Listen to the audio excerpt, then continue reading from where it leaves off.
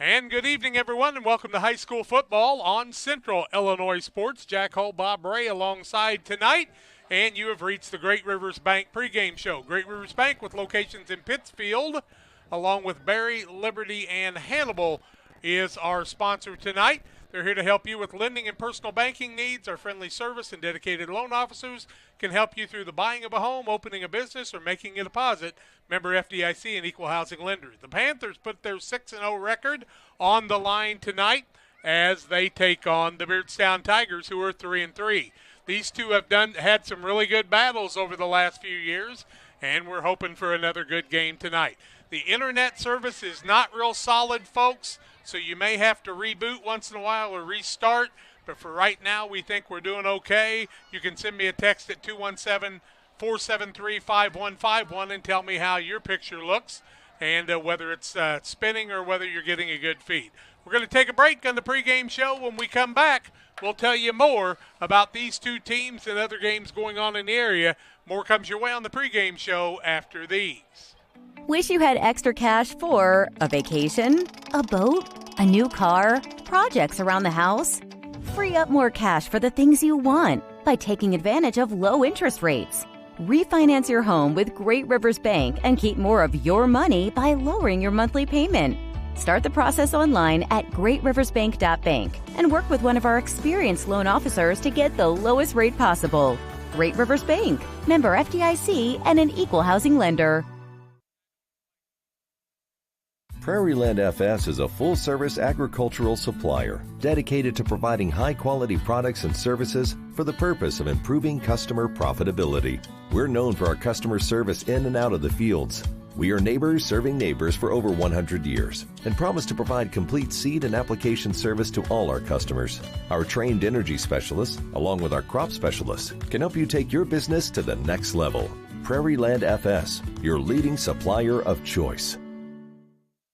There's a road that makes all the difference between the good and the great. A road less traveled for the few who can handle the grind. One of hard work, dedication, integrity, and leadership, with a respect for heritage and tradition and a willingness to adapt. At Little Jess, we travel that road every day because we believe in that difference. And we dare our competition to try and keep up. Little Jess, serving the tri-state area since 1969.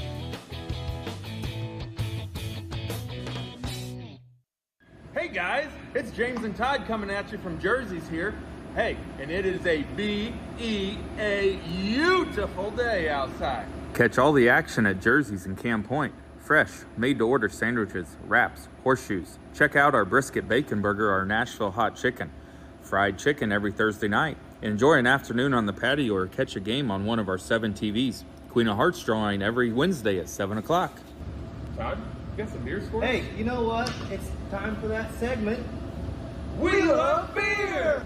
Ice cold draft beer, unmatched craft selection, and signature drinks. Jersey's Bar and Grill in Camp Point, your hometown sports bar. For the past 4 years, I've had the honor of serving our community as the Pike County Clerk and Recorder. Within those years, I have completed the first ever internal payroll audit in Pike County history, increased revenue with the recording department with implementation of record availability, and administered and or written over $3.75 million in grant monies. I would appreciate your support to continue this progress, and please vote Roseberry on November 8th. Paid for by the Pike County Republican Central Committee. Welcome back on the pregame show on Great Rivers Bank. Great Rivers Bank, if you're in the market for a new home loan, talk to the experts at Great Rivers Bank with locations in Barry, Pittsfield, Liberty, and Hannibal. We're there to serve you with the entire region and beyond. Check out the online loan applications at greatriversbank.bank, member FDIC, and equal housing lender. Folks, we don't have great internet tonight, so we're doing the very best we can do to bring you the broadcast, and we'll do everything we can to bring as much of it as we can, but the internet is not good here, and we've done all kinds of measures trying to make it better, but got US Cellular and AT&T both, and neither are working real great right at the moment. So if it's lagging, you may have to restart once in a while. We'll try to do our very best to bring you the broadcast as we can. We take a look at some of the things going on in the area tonight, and we can tell you that in the Apollo Conference is one of the first conferences we'll look at. The Apollo Conference, Effingham's at Lincoln tonight, Mattoon at Charleston, at EIU, and also we see that Taylorville is at Mohammed Seymour. In the Central Illinois Conference, Clinton's at Warrensburg-Latham, Moequa Central A&M at Macon Meridian. Also, we see that Sullivan-Oka Valley is at Shelbyville tonight. Also, Tuscola at Decatur St. Teresa in what ought to be a good match. Central State 8. As we look at the Central State 8 tonight, we can see that Chatham Goodwood's at Sacred Heart Griffin. That ought to be a dandy. Decatur Eisenhower at Springfield Lanphier. That's at Southeast High School. That'll be played tomorrow, in fact. Jacksonville's at Decatur MacArthur. Normal U High is at Rochester, and Springfield is at Springfield Southeast. In the Illini Prairie, Bloomington Central Catholic at Chillicothe IVC. Paxton Buckley Loda at Monticello. Also, Pontiac at St. Joe Ogden, and Rantoul is at Tolono Unity. Other games, see Arcola at Arthur Levington this evening. Also, we see that Argenta Oriena is at Cerro Gordo. Nyack Sangamon Valley is at Villa Grove. Also this evening, let's see, we've got Oakland Tri-County at Toulon Unity and other action around the area there. In the Mid-Illini, Dunlap's at Washington. Metamora is at Bartonville Limestone, Morton at East Peoria, and Pekin is at Canton this evening in some of the other action. We're trying to just check our phone and see what we got. Bob, can you check the broadcast and see what you're getting on your phone? It might just be mine. Mississippi Valley sees Bethalto Civic Memorial at Muscuda, Highland at Waterloo, and Troy Triad at Jersey High School this evening also. In the Prairie Land, Elmwood Brimfield's at Farmington, West Hancock at Havana, Macomb at Lewiston, Rushville Industry at Astoria South Fulton. Auburn's at Pittsfield tonight in another game you can see on our broadcast on Central Illinois Sports. Also in the Sangamo, Maroa is at Williamsville. Well, ought to be a dandy. New Berlin's at Athens, Petersburg at Riverton, and Pleasant Plains at Stanford Olympia. Carlinville's at Litchfield tonight, Gillespie at North Mac, Hillsboro at Staunton, Pana at Greenville, Vandalia at Piasol, Southwestern, and in the Southwestern, Alton's at East St. Louis, Belleville East at Edwardsville, O'Fallon at Belleville West. In the Western Big Six, Moline's at Galesburg, Quincy's traveling to Geneseo tonight, Rock Island Alleman at East Moline United, and Rock Island is at Sterling. In the South Conference, or I should say the North Conference of the WIVC, as we try to turn the page here. We see, of course, Camp Point Central here at Beardstown tonight. Concord Triopia is at Jacksonville Route tomorrow at 1 o'clock. Minden Unity is at Brown County this evening. That can be heard on BC Hornet Sports. Also in the Western Illinois Valley South Conference, Carrollton at West Central ought to be a good game. Greenfield Northwestern puts her 6-0 record at Pleasant Hill Western tonight. Hardin Calhoun is at North Green. Carthage Illini West at Knoxville tonight. Fairbury Prairie Central at Mercer County. Also, we see Normal Community at Quincy Notre Dame, some of the games in the area. Bob, you might have to reboot your phone, too, and see what we can do on that. This is the Great Rivers Bank pregame show. We tell you our halftime sponsor tonight will be Little Jess Chrysler Dodge Jeep Ram in Quincy. Postgame sponsor, Illini Community Hospital. And, of course, our scoreboard sponsor is Trucks LLC. We're going to take a break. When we come back, we'll tell you more on the pregame show. 6-0, Camp Point Central takes on 3-3 Beardstown. More comes your way after these. Since 1921, Farmers State Bank of Camp Point has been a vital part of our community's history. We are proud of our growth, our community leadership, and our success, which is only possible because of all those who shared this journey with us. We are grateful to the generations of loyal customers, families, businesses, employees, officers, and directors who have shaped not only our story, but our entire communities. Thank you. We look forward to serving you and your future generations for the next 100 years. Farmers State Bank and Camp Point. Together, we are a strong, united community. At Logan Agri-Service, we consider it a badge of honor to be recognized as one of the larger independent suppliers of crop protection chemicals in the Midwest. We've worked hard for years to provide you with the access to the best herbicides, insecticides, and fungicides from top manufacturers because we know without you, our local farmers, we wouldn't be here. When you have questions, call our local experts to discuss what works best for your fields and your situation, or visit us online at loganag.com. Serving agriculture since 1962. For nearly 40 years, the Niebuhr Funeral Home has been serving our area with professionalism and compassion. This is our business, our hometown. You can be assured we take great personal pride in serving your family in your time of loss. We're locally owned. We're your friends and neighbors. We care about you and your family. Niebuhr Funeral Home, with locations in Pittsfield and Barry, serving our community with compassion and respect.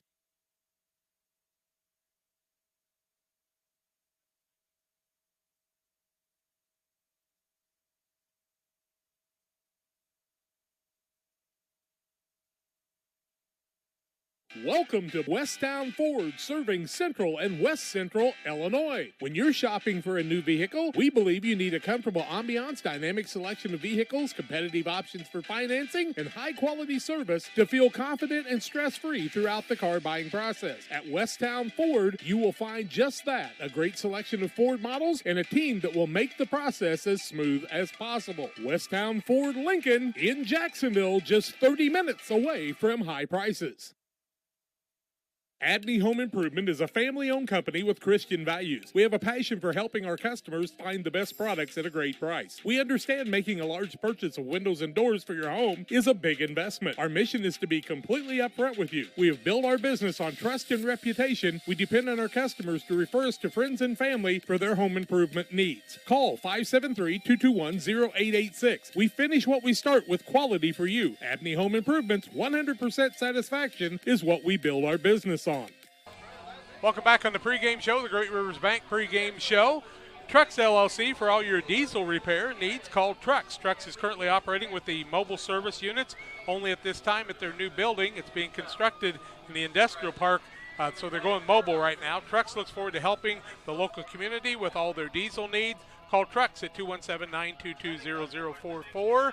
And be sure and like Trucks on Facebook. And Illini Express, here to serve you with walk-in medical care when you need it. Open 7 a.m. to 7 p.m. Monday through Saturday. Illini Express sees patients 18 months and older with no appointment necessary. Learn more about the services offered at Illini Express by visiting IlliniHospital.org. Bob Ray alongside tonight. Bob, Beardstown's really done some revamping here. They're building more new schools. They've got a brand new press box, brand new bleachers. Really looks beautiful, doesn't it? This is brand new, Jack. I haven't been on this side of the field at any time in my Beardstown Tiger trips. We're always on the south side watching things from that angle. Well, I can tell you that this looks a lot different than it used to by a long way, because it was an old wooden box, and now they've got this beautiful press box. And hopefully by next year they're going to have internet. And a couple years from now when we come in, we'll even have internet, so we'll be able to bring you a little better broadcast. Doing the best we can do, though, folks. That's about all we can do at this point, and we'll do our very best. You let us know if you can on 217-473-5151. You can send me a text and let me know what you got going on, and we would be happy to try to do our best to make it as good as we can. But that's kind of how things go sometimes when you're working on the internet. Well, the Beardstown Tigers are the home team tonight. They're 3-3 on the season. And the Camp Point Central Panthers are 6-0. And, Bob, the Panthers looked very good last week against a very young Triopia team. But even without Nick Moore, Gavin Blewett really did a nice job running the offense, I thought. Well, we thought when he took over at the end of the first half at Jacksonville Route, he had a couple of snaps that weren't the best. But really, from the second half on, it was a smooth, seamless transition. Looked the same way last week. But tonight we'll put a lot more pressure, I think, on our junior quarterback, Gavin Blewett. There are some changes in the Beardstown lineup. We'll see some people that are coming back from some injury and things. And this is a Beardstown team that 1 week they just look like they're a house of fire, and the next week they play a game like they did against Route. And we just can't understand that because they're a very talented team. One thing Beardstown is not, they're not extremely deep if they get into injuries, and fighting some of those injuries, you never know kind of how things are going. But when you've got the likes of Owen Quigley And the Domitian boys, I'll tell you what, there's some tremendous athletes out there, and they really can do a good job. And whoever got the field ready, my compliments, because it looks as good as it ever did. I kind of miss the old wall, I have to say. I was used to that wall over the years. Maybe they'll paint something new, but this is a beautiful facility. And you play this time of year, Bob, the nice thing is the mosquitoes are pretty much gone on the other side of the field. Well, that's always an interesting aspect of any place you go to, but tonight that won't be an issue. It's a clear, crisp night. There's a few clouds in the sky, but it's a perfect October Friday night, Jack, and I'm watching the wide receivers for Beardstown warm up. Those 4 guys who spread wide are all look pretty adept at their positions. They do. Mason, give us a shot of the scoreboard down here, can you? They've got a big video board here. Of course, they've had it for a while, and it's really interesting. You got to kind of focus in. If you get a ways away from it, you can't see it on our camera, but a beautiful, beautiful setup.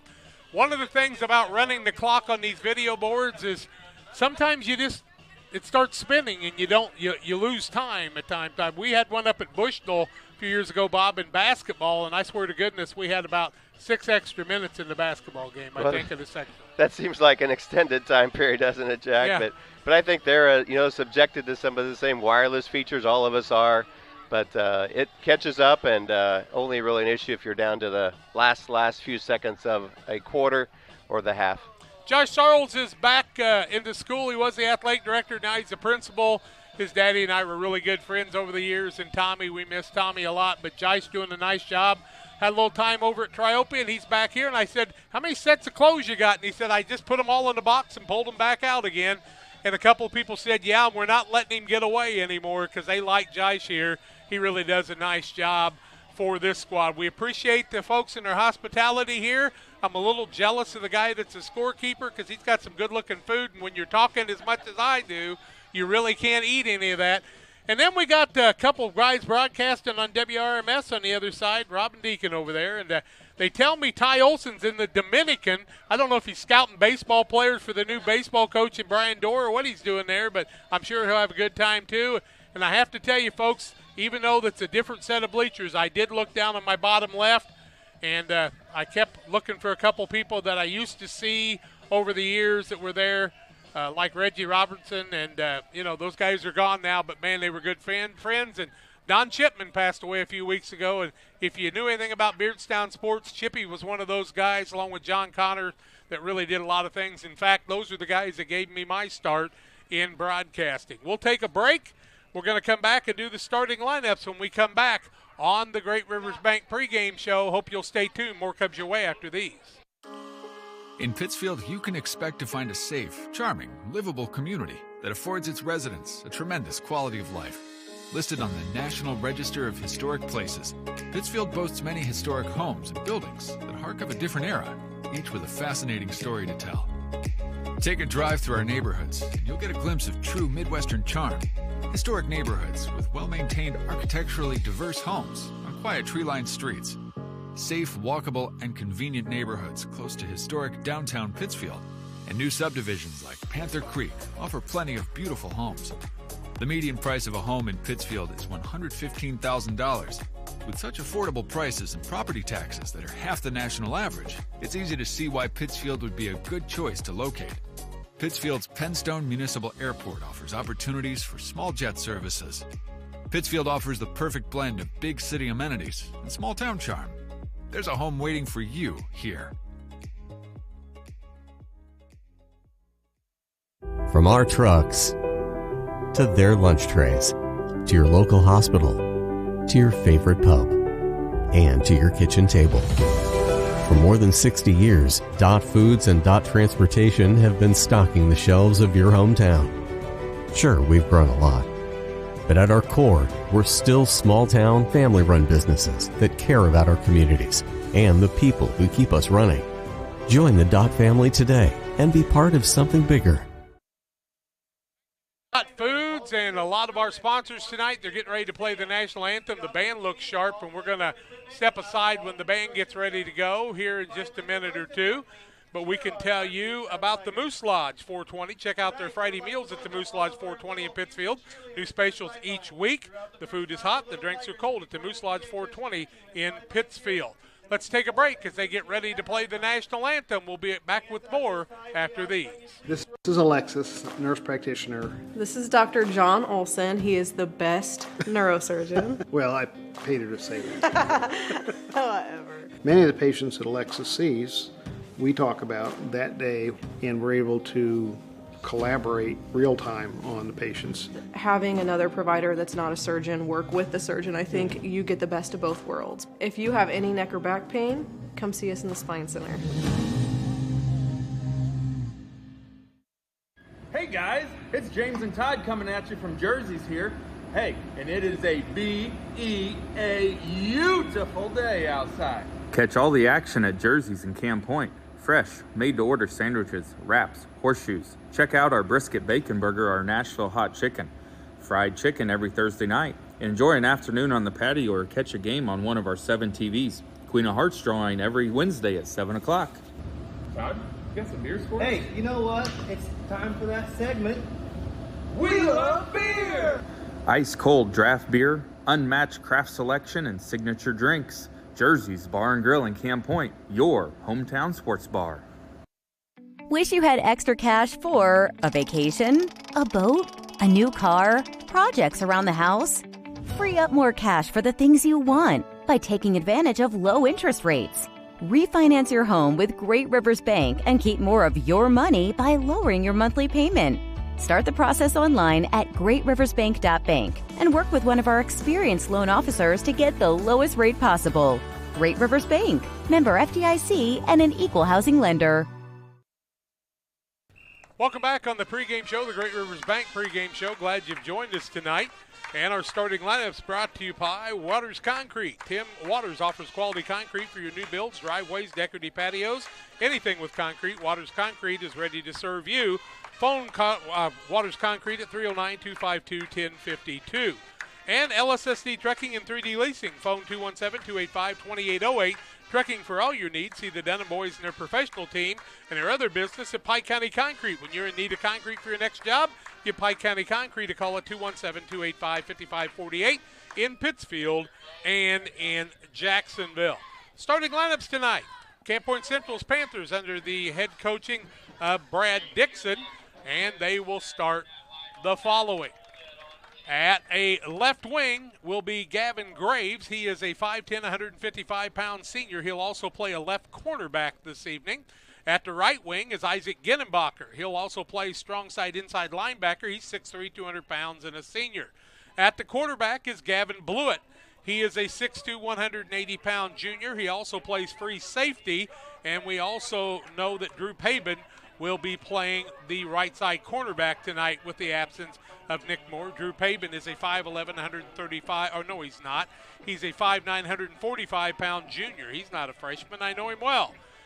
Elijah Ginnenbacher will play the middle linebacker position, 6'1", 180, and a sophomore. Connor Griffin is the fullback tonight. He's 5'9", 175, and a junior, and he's really put up some yards on the season. Darren Riggs is a weak side outside linebacker. He's 6', 165, and a junior. Also playing the right guard tonight is Caden Niekamp. He is a 6', 190-pound freshman. He also sees lots of time on the defensive side. The left tackle is Bo Gottman. He is a 6', 175-pound senior. The left guard is Reese Wilkie. He also plays the weak side defensive tackle, 6', 185, and a junior. Mark Georges knows him well. Also, we'll see at center tonight Owen Roth. He'll play the nose guard also, 6'1", 255, and a senior. At the right tackle is Robert Gooding. He is a strong side defensive tackle, also 6'3", 205, and a junior. And Cole Prock will play that position also, 6'3", 320, and a senior. That is the right tackle position. The ends are the left end, Carter Eiler. He is a 6'5", 190-pound senior. And the right end is Josh Alford. He also plays strong side outside linebacker, 6'5", 195, and a junior. For the Beardstown Tigers, the ones we got tonight, the wide receiver on one side is Lucas Domitian. He also plays a linebacker. He is a senior. No heights or weights for the kids here were provided. The quarterback is Owen Quigley. He also plays safety, and Owen Quigley is a fine-looking athlete. He's about 6'2" and about 215, and he'll be hard to tackle. The tight end is Ethan Heller. He's a sophomore, And Ethan is about 5'11" and 185 pounds. The wide receiver is Elijah Thomas. He also plays cornerback. He's a junior. A wide receiver and a cornerback is Ryan McClenning. He's a senior, much more talented than his dad, Joe, I might add. Joe, I hope you get to hear this broadcast later. At the running back is Christy Domitian. He'll also play a linebacker. He and brother Lucas will also be the returners, and Christy Domitian is a junior. Right guard is Braxton Bayer. He also plays middle linebacker. He's a junior. The center is Owen O'Hara. He's also a middle linebacker. He's a senior. The left tackle is Micah Wink. He's also a defensive tackle and a senior. The left guard is Ryder Hamlin, and he plays nose guard also. He's a sophomore.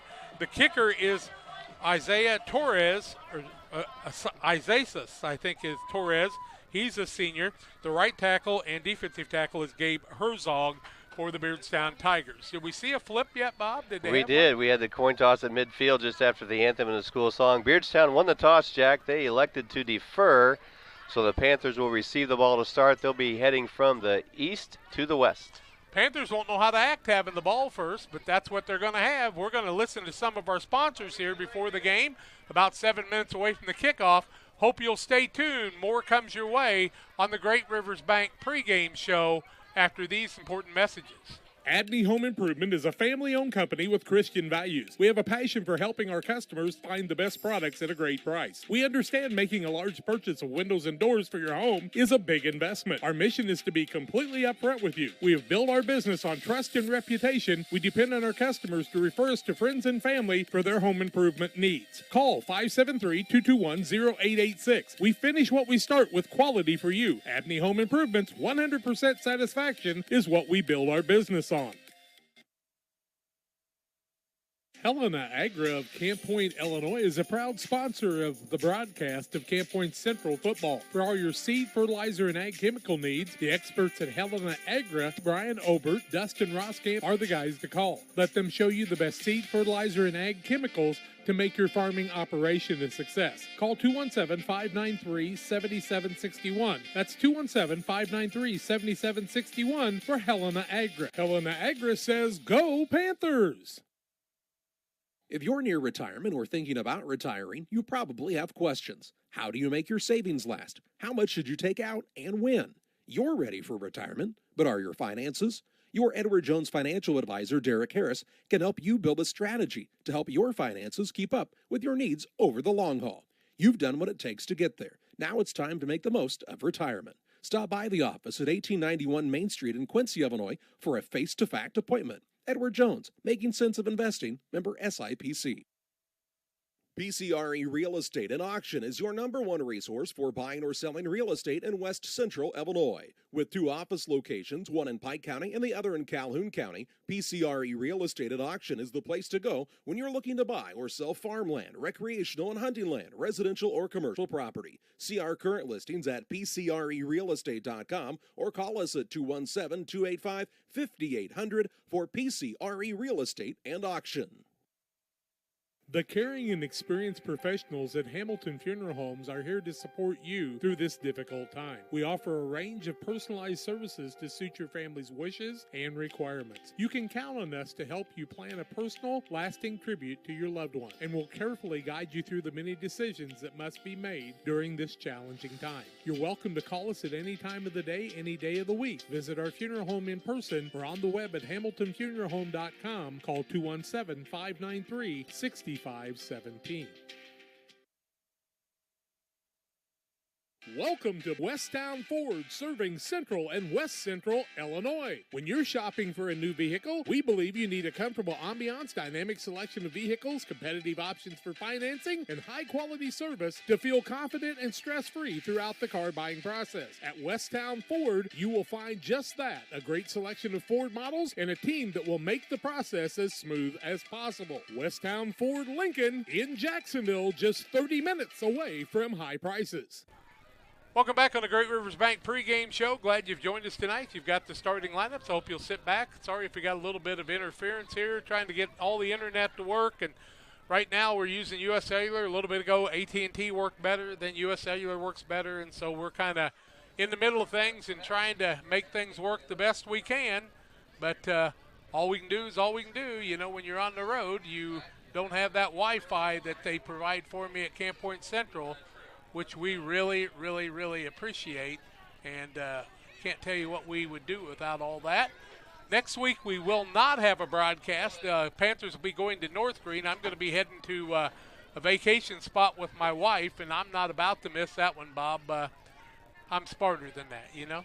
That's a good idea, Jack. I mean, you've been to Whitehall North Green before. I have too, so nothing new to see there probably, except for a good football game on Friday. So nice time with Kathy. Be better improved. She helped you last week, so you owe her one. Actually, they play at 1 o'clock on Saturday. North Green really struggling this year, and we don't think it'll be a super competitive game.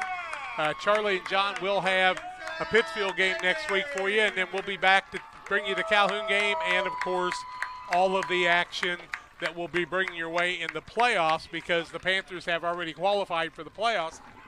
But next Saturday, we'll get home in time to watch the Cardinals in the postseason Saturday night. Well, if they don't do any better than they did today, you might be watching somebody else play, because they had a 2-0 lead and blew it and gave up 6 runs. And just like, it was kind of like Ryan Helsley had never been there before, and it kind of reminded me of Rick Ankiel quite a few years ago. You know, that pressure is pretty good sometimes, Bob, and it's hard on those young guys, is it not? He is young. He's an all-star, a new father, if I remember right, Jack. Yep. But the postseason does things different to you. Just like tonight, I think, Jack. This is week 7, so we're beginning the final third of the year.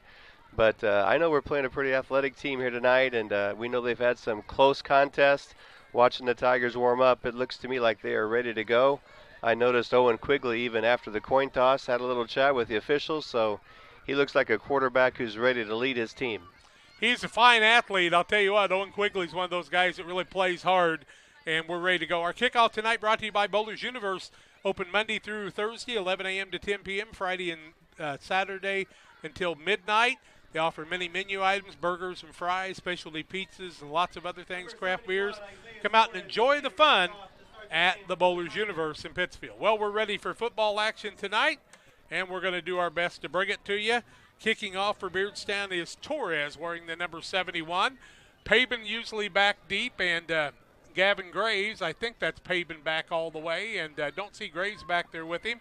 Maybe they think Beardstown's going to kick it a little bit short here. I'm not sure. They just have one deep, and then the next two up backs are about 20 yards in front of Drew. So it's a little different lineup for our receiving core.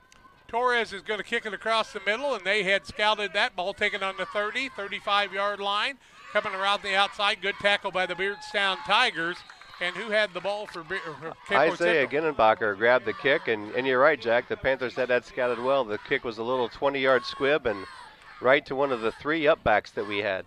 So Blewett, Isaiah Ginnenbacher, first carry. Blewett will be the quarterback this evening again.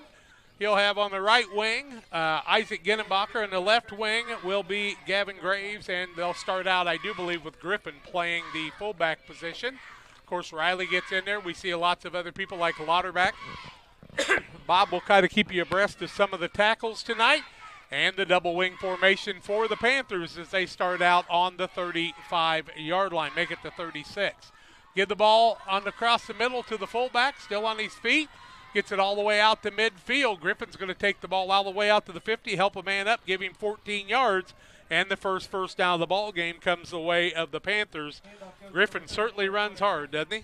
Yeah, first good carry by the fullback. Panthers no huddle, Jack. They're 1st and 10 at the 50. Here they go. Isaac Ginnenbach on the carry to the left side. He brought down over there at about the 46-yard line, give him a gain of 4, second down, 6 yards to go. And that's a spot that makes me a little nervous because that's where Brody Waddell went down 2 years ago with that terrible broken leg. And, Brody, we're still thinking of you. Double wing. Blewett the quarterback. Owen Quigley on the first Beardstown Tiger, Jack. They're going to give it to Graves around the outside. He's got blocking in front of him. Turns the corner. Taken down inside the 45 down to the 42-yard line.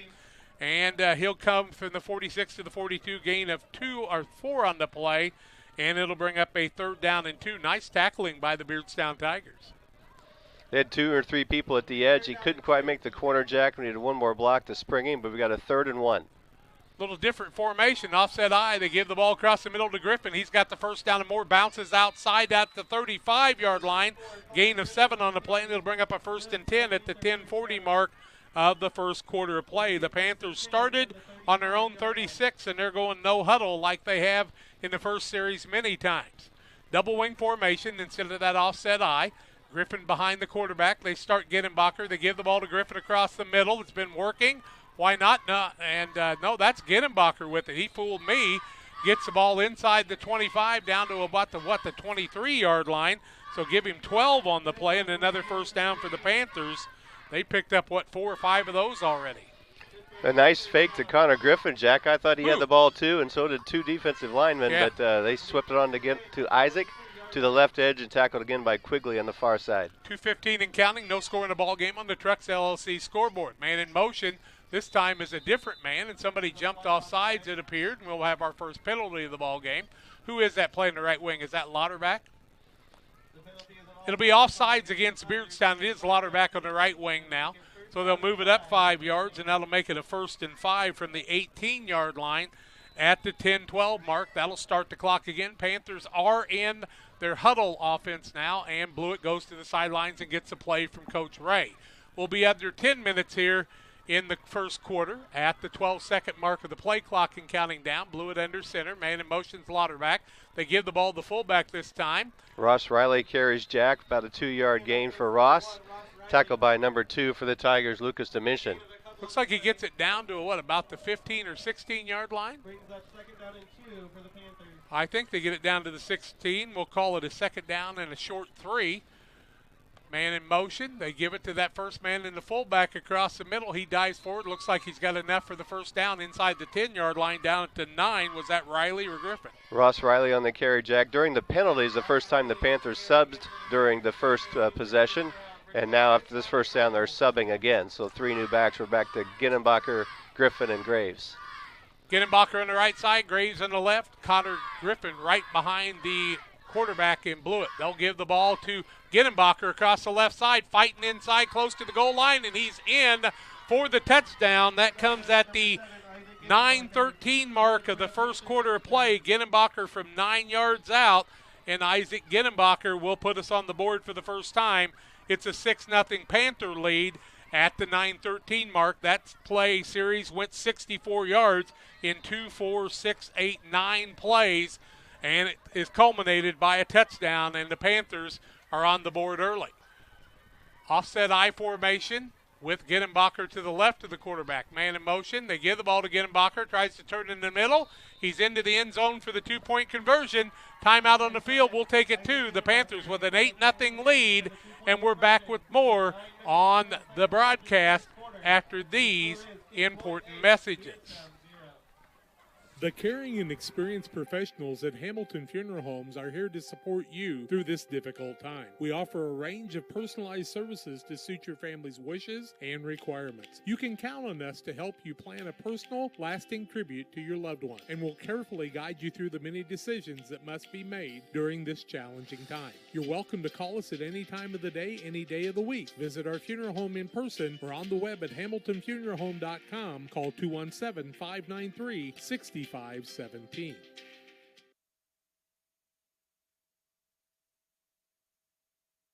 Brian Dickhout Trucking, LLC has been in business since 1995. Brian Dickhout Trucking offers hauling of liquid and dry fertilizer, grain, rock, feed, lime, with local and long-distance hauling. Brian Dickhout Trucking is located at 1878 East 2100 Street, Camp Point. Call them at 217-257-8302. That's 257-8302. Long dumps, short dumps, hoppers, and tanks. When you need it hauled, trust the experts at Brian Dickhout Trucking, LLC in Camp Point. They deliver. Thank you to Brian Dickhout. Kickoff by Eiler, and it's in Never Neverland. There's nobody there. Beardstown trying to come back and pick it up. They'll pick it up at the 10, and the man's going to be surrounded by a host of Camp Point Central tacklers, and Beardstown's going to start deep in their own territory at around the 10 or 11-yard line. We'll see where they spot the ball. Isaac Gittenbacher here for the Panther tackle to start on the pressure, assist by Drew Pabin. Look like they're on about the 12-yard line to me. 1st and 10 for Beardstown. Quigley, the quarterback. They also have at the running back, wearing the number 16, is Christy Demisha. We'll see what kind of a set they run here. Looks like they run a lot of wideouts, but we'll have to see what they've decided to set up here early. Elliot Craig, the head coach of the Beardstown Tigers. Defensive backs, Jack, Drew Pabin, and Gavin Blewett and Gavin Graves. Pistol and kind of a single back and Demisha behind the quarterback is that Quigley. They do give the ball to Demisha on the outside, tries to break a corner. Good tackle by the Panthers. He'll get it out, actually lose about 2 yards on the play and take it back to the 10-yard line, bring up a 2nd and 12. Isaac Ginnenbacher shot through from his inside linebacker spot and made a tackle for loss. Is that Quigley at quarterback, guys? It is. Okay. Had trouble seeing his number there.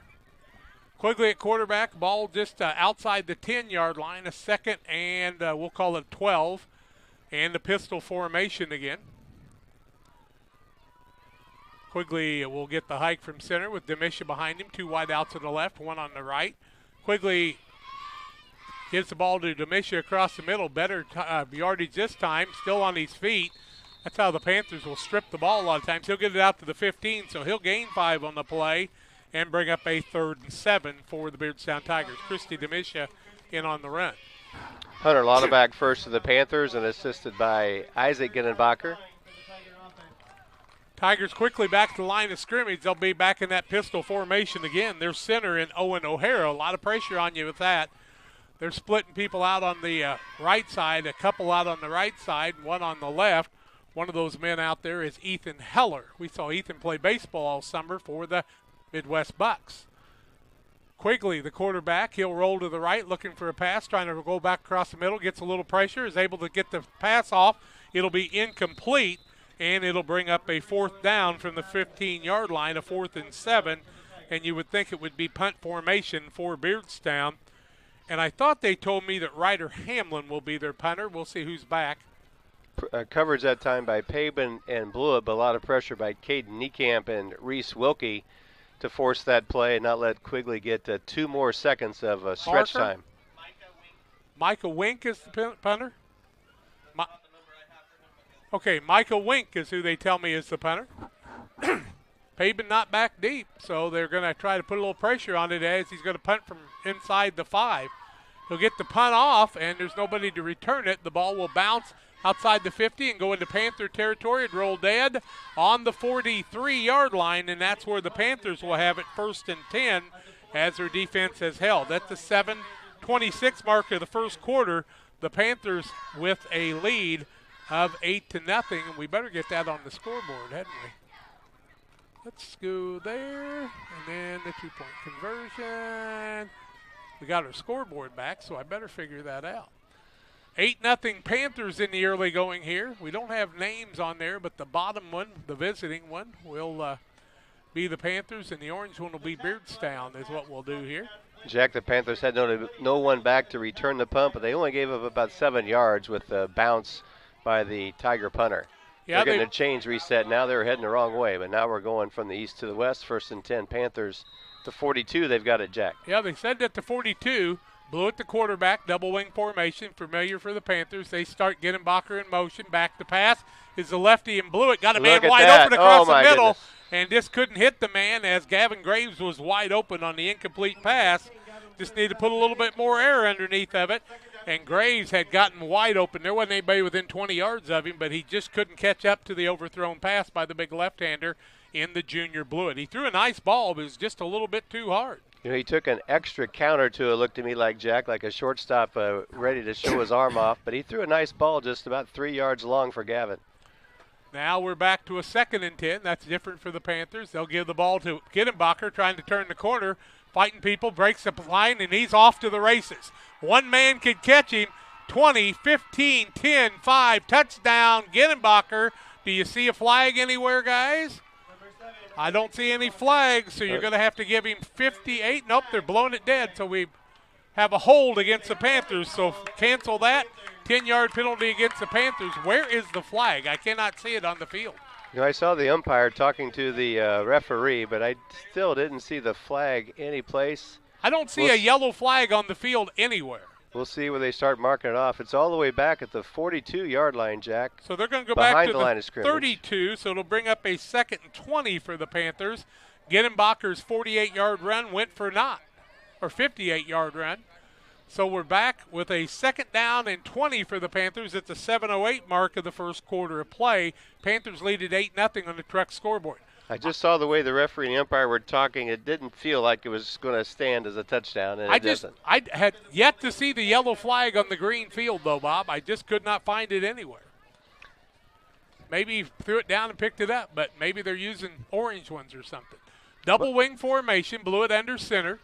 Starts Ginenbacher in motion. Same play, left side, same results. Tries to break a tackle, gets it out to the 40-yard line. He'll gain 8 of those yards back, and it'll bring up a 3rd and 12. Ginenbacher, one man to beat. Couldn't get that man this time on a good tackle by Beardstown. 6:50 and counting left in the first quarter of play. 8-0 in favor of the Panthers on the Trucks LLC scoreboard. Beardstown subs in another defensive lineman, Ryder Hammond, to help slow down the Panther offense. But Panthers had 2 big plays almost in this drive, Jack, but they're stuck with a 3rd and 11. Rylan Ahorn is wearing the number 9, playing the nose, and he's very tall. Started a man in motion, faked to Graves, blew it, rolls left-hand side, fakes it, keeps it himself, rolls and beats a couple of men, and breaks another tackle, gets it out to the 50-yard line, and he should be about 2 yards short of the first down and bring up a 4th and 2 for the Panthers. So give him 10 yards on the rush and blew it the quarterback keepers. He went to left side. No huddle by the Panthers, trying to hurry things up here. See if they go to a hard count. They'll start Ginenbacher right to left, and then he'll go back and set. Beardstown did not jump off sides. Now they'll get a new play. Blew it under center. Start Ginenbacher in motion. They give the ball to Ginenbacher. He fights forward. Or was it Griffin? Isaac had it carried about to the 47. Should be enough for a first down. First down, they said yes, Jack. Yep. First down for the Panthers as they took it to midfield. Needed 2, got 3 on the play. And a new set of downs at the 5:40 mark of the first quarter with the Panthers leading 8-0. 7 first downs for the Panthers, including the scoring possessions, Jack, but here's 1st and 10 now in Beardstown territory. They're at the 47-yard line of Beardstown. Man in motion this time is Lauterbach. They give the ball to the fullback. Big gain by the fullback again as he falls over the 40 down to the 39. That's Riley with it. He'll gain 8 on the play and bring up a 2nd and 2. When you get that kind of yardage from your fullbacks, it certainly does make the ability to run the double wing and get one of the wings open on the outside much more available.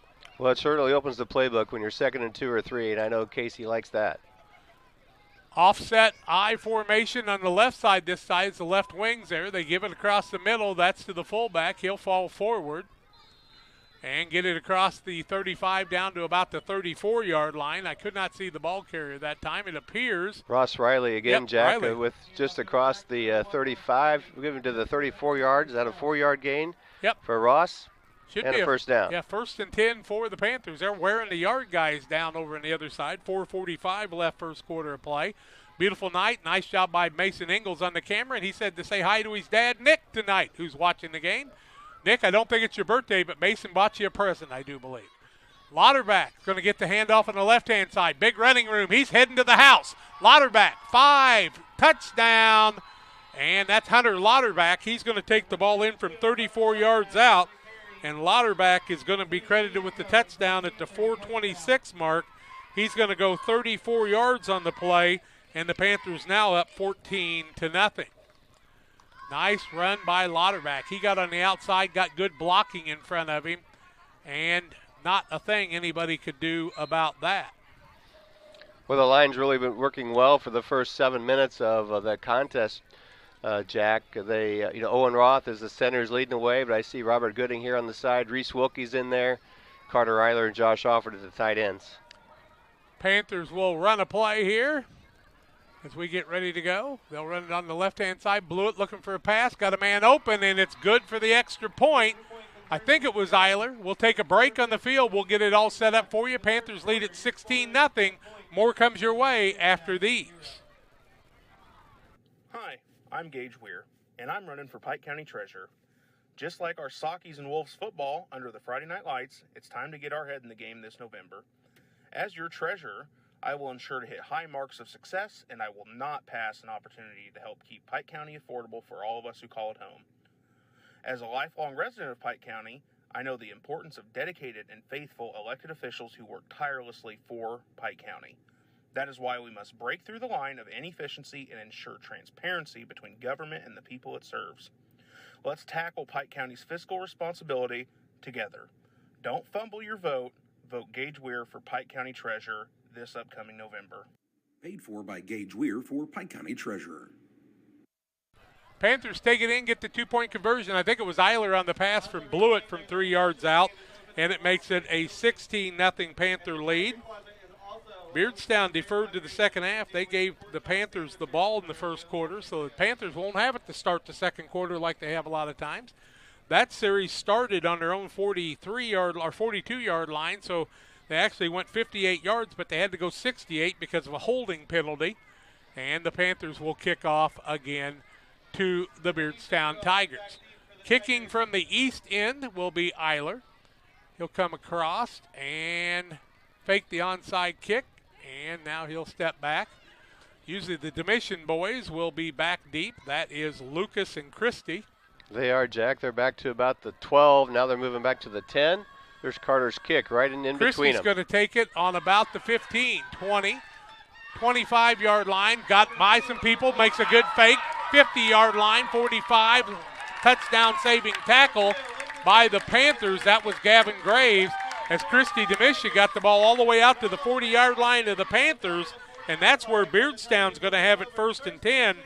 Good return as he got it on the 15 and got it all the way out to the 40 of the Panthers. And Christie Demisha showed a couple of moves there you don't see many high school players be able to make, and he found an opening on about the 35 and ran it all the way down another 25 yards to the 40-yard line of the Panthers, so their defense has got their work cut out for it. I think he bounced the guy off of him, and then he made 2 guys miss, and then he turned on the Jets, and he was fun to watch getting up the sideline. Quigley in the pistol formation with Christie Demisha behind him. Tight end set on the left side, 2 wide outs on the right. They'll give the ball to Demisha on the outside. Got some running room, still on his feet, got the first down and more, turns the corner, and he's going to go to the house for the touchdown. And the Panthers are going to give up their second touchdown of the season as Demisha takes it 40 yards for the touchdown and makes it a 16-6 ball game as Beardstown on one run by Demisha. Christie Demisha scores at the 4:08 mark of the first quarter of play, makes it a 16-6 ball game. And I told you, Beardstown comes to play the Panthers every single time. They'll line up for the 2-point conversion now from the 3-yard line. 2 wideouts to the right side. Quigley in the pistol formation, and Demisha turned the corner and just outran everybody. Quigley about 5 yards behind the center in O'Hara. Works on the hike from center. He's going to hand the ball to Demisha across the right side, trying to get inside. He looks like he's got it, and he does not. He's about a half a yard short, so a timeout on the field, and we'll take it to the Panthers. Lead 16-6, giving up their second touchdown of the season. More comes your way on this 16-6 ball game on Central Illinois Sports. Few things compare to Camp Point Central's fans' dedication to the Panthers. The same can be said about Channel and the farmers they serve. You see, unlike other seed companies, they don't have salesmen. With Channel, you get the advantage of a dedicated Channel seedsman, a trusted year-round advisor who can provide the right recommendations for your fields. It's their hands-on approach that truly sets them apart. Customized service, expert advice, elite seed management products. Find your Channel seedsman at channel.com or contact local district sales manager Matt Hughes at 217-242-8852. Here at Mountain Dew, it's easy to tell who really loves the outdoors. For one thing, there's the rack on your car and the hitch on the back of your truck. There's your garage full of toys, from dirt bikes to wakeboards. And there's your cooler full of Mountain Dew, always at the ready. Because when it's time to get out there, climb into your deer stand or your fishing boat, a cooler of ice-cold Mountain Dew, that's as important a piece of outdoor gear as your spinning rod or your four-wheeler. Mountain Dew. Get out and do. Beardstown with a good kickoff return, gets the ball all the way down to the 40-yard line. Christie Demisha takes it on the right side off tackle, finds running room, takes it into the end zone. Couldn't get the extra points. 16-6, Camp Point Central with the lead on the Trucks LLC scoreboard. And so kicking off again will be Torres. Kicking from his own 40. He kicked the line drive the last time. Panthers playing up a little bit. Now they'll try a little onside kick, and the Panthers will fall on it. I think that might have been Niekamp, and they're going to have the ball on the Beardstown 49-yard line, giving Camp Point Central good field position on the onside kick.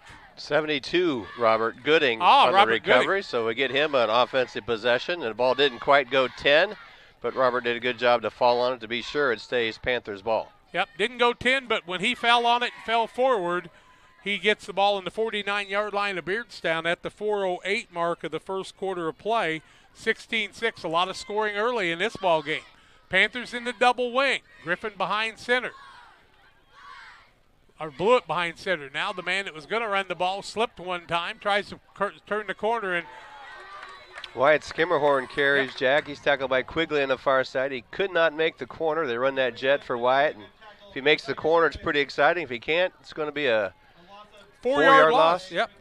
47-yard line to Camp Point Central to bring up a 2nd down and 14. And Skimmerhorn lost his footing going across the middle and just never could maintain it. And that a good job by Quigley on the outside at the linebacker or cornerback position, actually being able to make the play.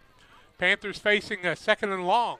Griffin, the fullback, gets the ball across the middle. He'll get across midfield back to the original line of scrimmage, out to the 49-yard line of Beardstown. He gets those 4 yards back, but that's going to make it a 3rd and 10 for the Panthers at the 3:20 mark of the first quarter. They lead 16-6, but Beardstown's come to play tonight, guys. We need an offensive play that's going to get us 7 or 8 probably, Jack. I'm not sure. We're in 4-down territory. What do you think? No, it's a 3rd down and right at 10 yards to go. At the yard markers at the 40 they got to get to. If they get close, they might go for it. Double wing formation. Gittenbacher with the ball on the left side. Got some running room. He's getting close. Spins, got the first down, and Moores. He's going to pick up about 12 on the play. And the Panthers are going to have a 1st and 10 at the 38-yard line of Beardstown. Give him 11 on the play, Bob. My mistake. And the Panthers with a new set of downs at the 2:50 mark of the first quarter. That was one of the advantages of the rotation for the Panthers. That was Isaac's first time on the field in this possession. Turned it into a good gain. Give it to the fullback. Left side, Griffin finds some running room, then stacked up after about a 6 or 7 yard gain.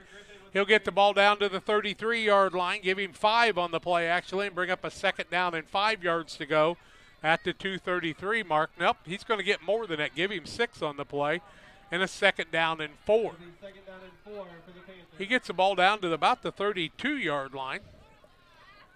Nice job by Griffin, but good defense by the Beardstown Tigers. 2:15 left in the first quarter. Both teams hustling to the line of scrimmage. Running behind Owen Roth and Cole Proct on that left side of the offensive line. Here's Blewett to throw. Blewett back to throw. Now he's got a roll. Left-hander finds a man open, finds that man complete all the way down to the 7-yard line. Was that Pabin?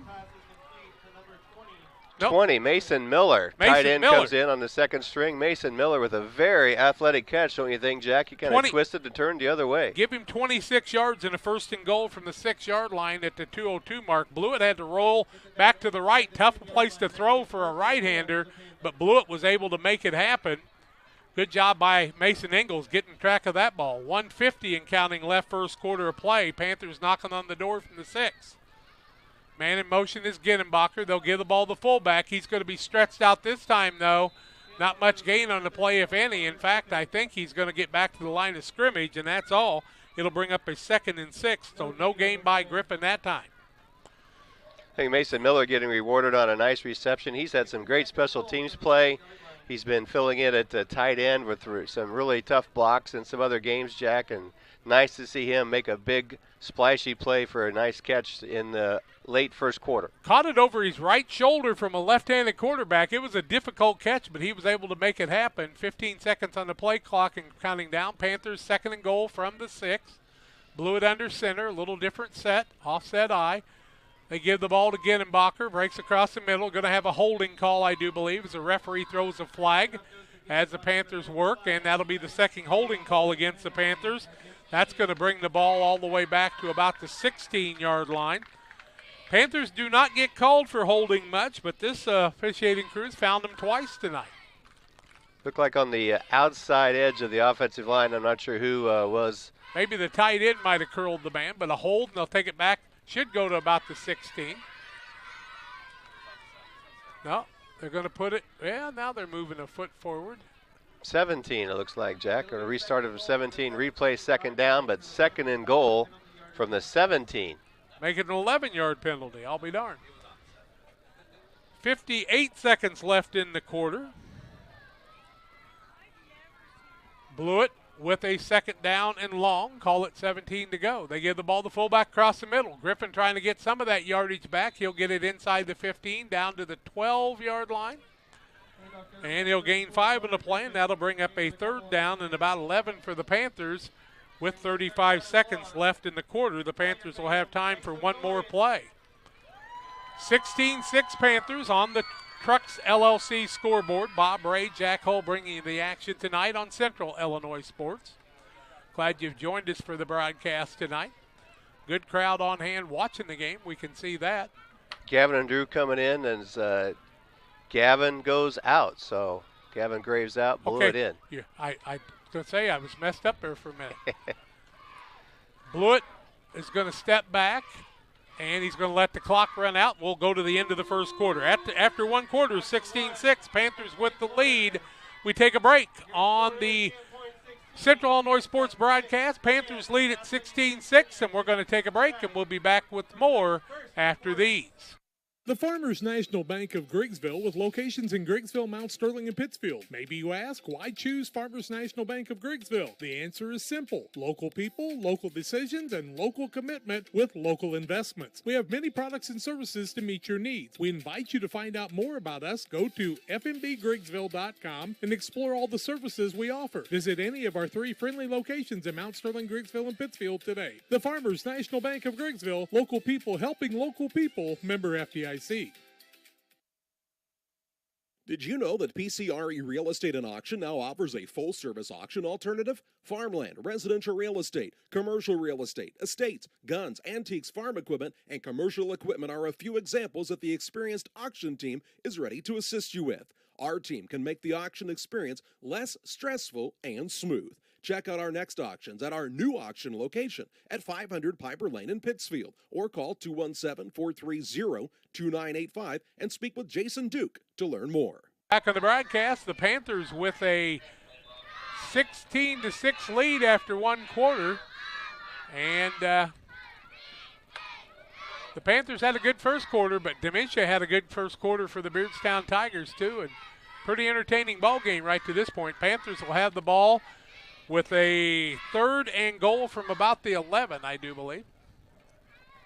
They're going to put it on the 12, so we'll call it 3rd and goal from the 12. Panthers let the clock run out. 16-6, Panthers lead on the Trucks LLC scoreboard. Stay tuned for the Little Jess Motors halftime show. Double wing formation. They start Ginnenbacher. They give the ball to the fullback. No, they give the ball to Ginnenbacher. Nice job there, but nice job by the defense. Ginnenbacher's going to get the ball to the 9. And it's going to be a 4th down and about 9 yards to go for the goal to go. And the Beardstown Tigers with a big defensive stand looking to make one here just underway in the second quarter. Owen O'Hare with a good tackle for the Tigers, Jack. I think they've got their strength in their defensive lineman out here right now trying to make a play at 4th and goal at just inside the 10-yard line. I'll tell you what, Beardstown always comes to play when they're playing against Camp Point Central. 4th down, single wing with a wide out on the right. Now they'll give the ball, pass play across the middle, and it is an incomplete pass in the end zone intended for Josh Alford, intended receiver. Yep. I think it was close to him, Jack, but bounced out. Tiger defense holds. Lucas Dimension on the coverage. Good job by the Beardstown Tiger defense, and they'll take it at the 9-yard line. 1st and 10. That'll happen at the 11-11 mark of the second quarter. And Camp Point Central is going to have to really know where Dementia is at. Real Net and Twine located just north of the Pittsfield Airport. Concrete lawn ornaments, statues, fountains, and more at Real Net and Twine. Call them at 285-5013 for Real Net and Twine. On the Tigers' first possession of the game, the Panthers held them to 3 yards of offense before they punted. But the second possession, 1 play, 40-yard touchdown. We'll see what the third possession folds. And that's their first down of the ball game is that. Quigley, the quarterback, Christy Demisha behind him. He'll give the ball to Demisha on the outside. Good blocking by the Tigers. He makes a couple people miss. Still on his feet, going to get out to about the 25-yard line, and he'll be driven out of bounds there. Reese Wilkie and Gavin Blewett on the stop for the Panthers. That's a big gain and a first down. 16 yards, I think, Jack. Yep, 16 yards. comes at the 11:03 mark, and they have not found an answer for Demisha at this point. Last 2 carries, he's averaging 30 yards a tote. Same formation for the Beardstown Tigers. Wide out on the right-hand side, 2 on the left, with usually a tight end, but not this time. 2 wide outs on the left.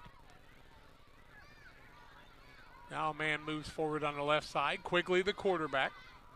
He's also a good runner. Don't kid yourself. He'll keep it himself. Off tackle. Going to be taken down, getting about a yard on the play to get it out to the 26-yard line. Be a 2nd down and 9. Owen Quigley, the ball carrier that time.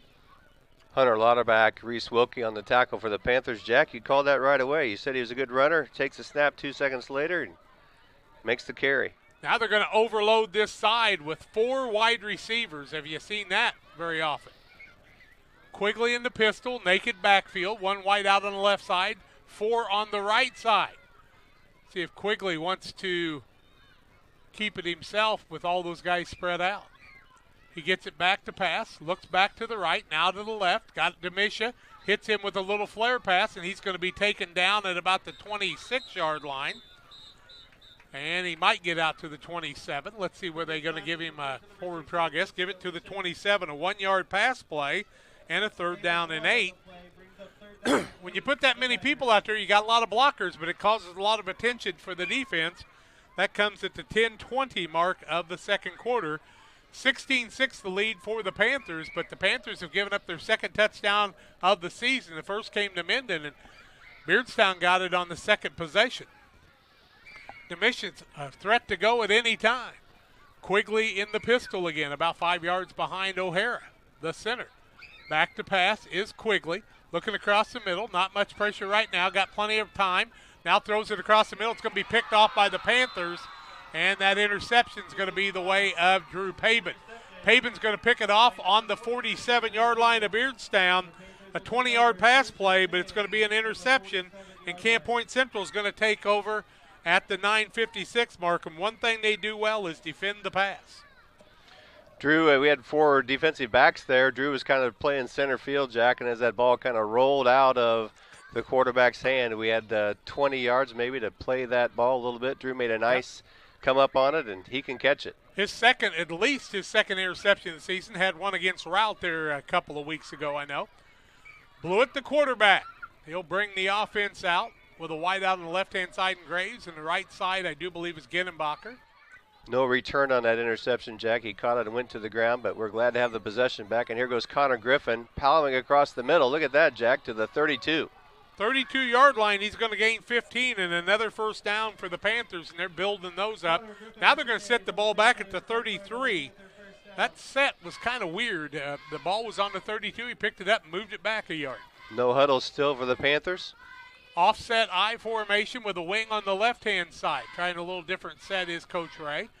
They give the ball across the middle. That's to the fullback again, and Griffin still moving the student body. Gets it across the 30. And it looks like he gets it out to about the 28-yard line.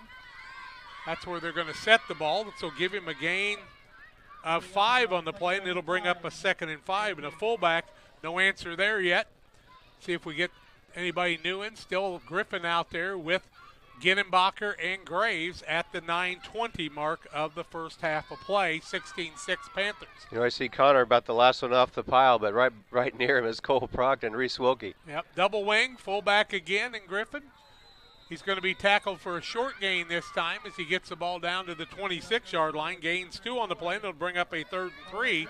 So the Panthers have a couple of offensive tries to get 3 yards. Nice job by the Beardstown defense across the middle. They're putting 5-6 guys on that line.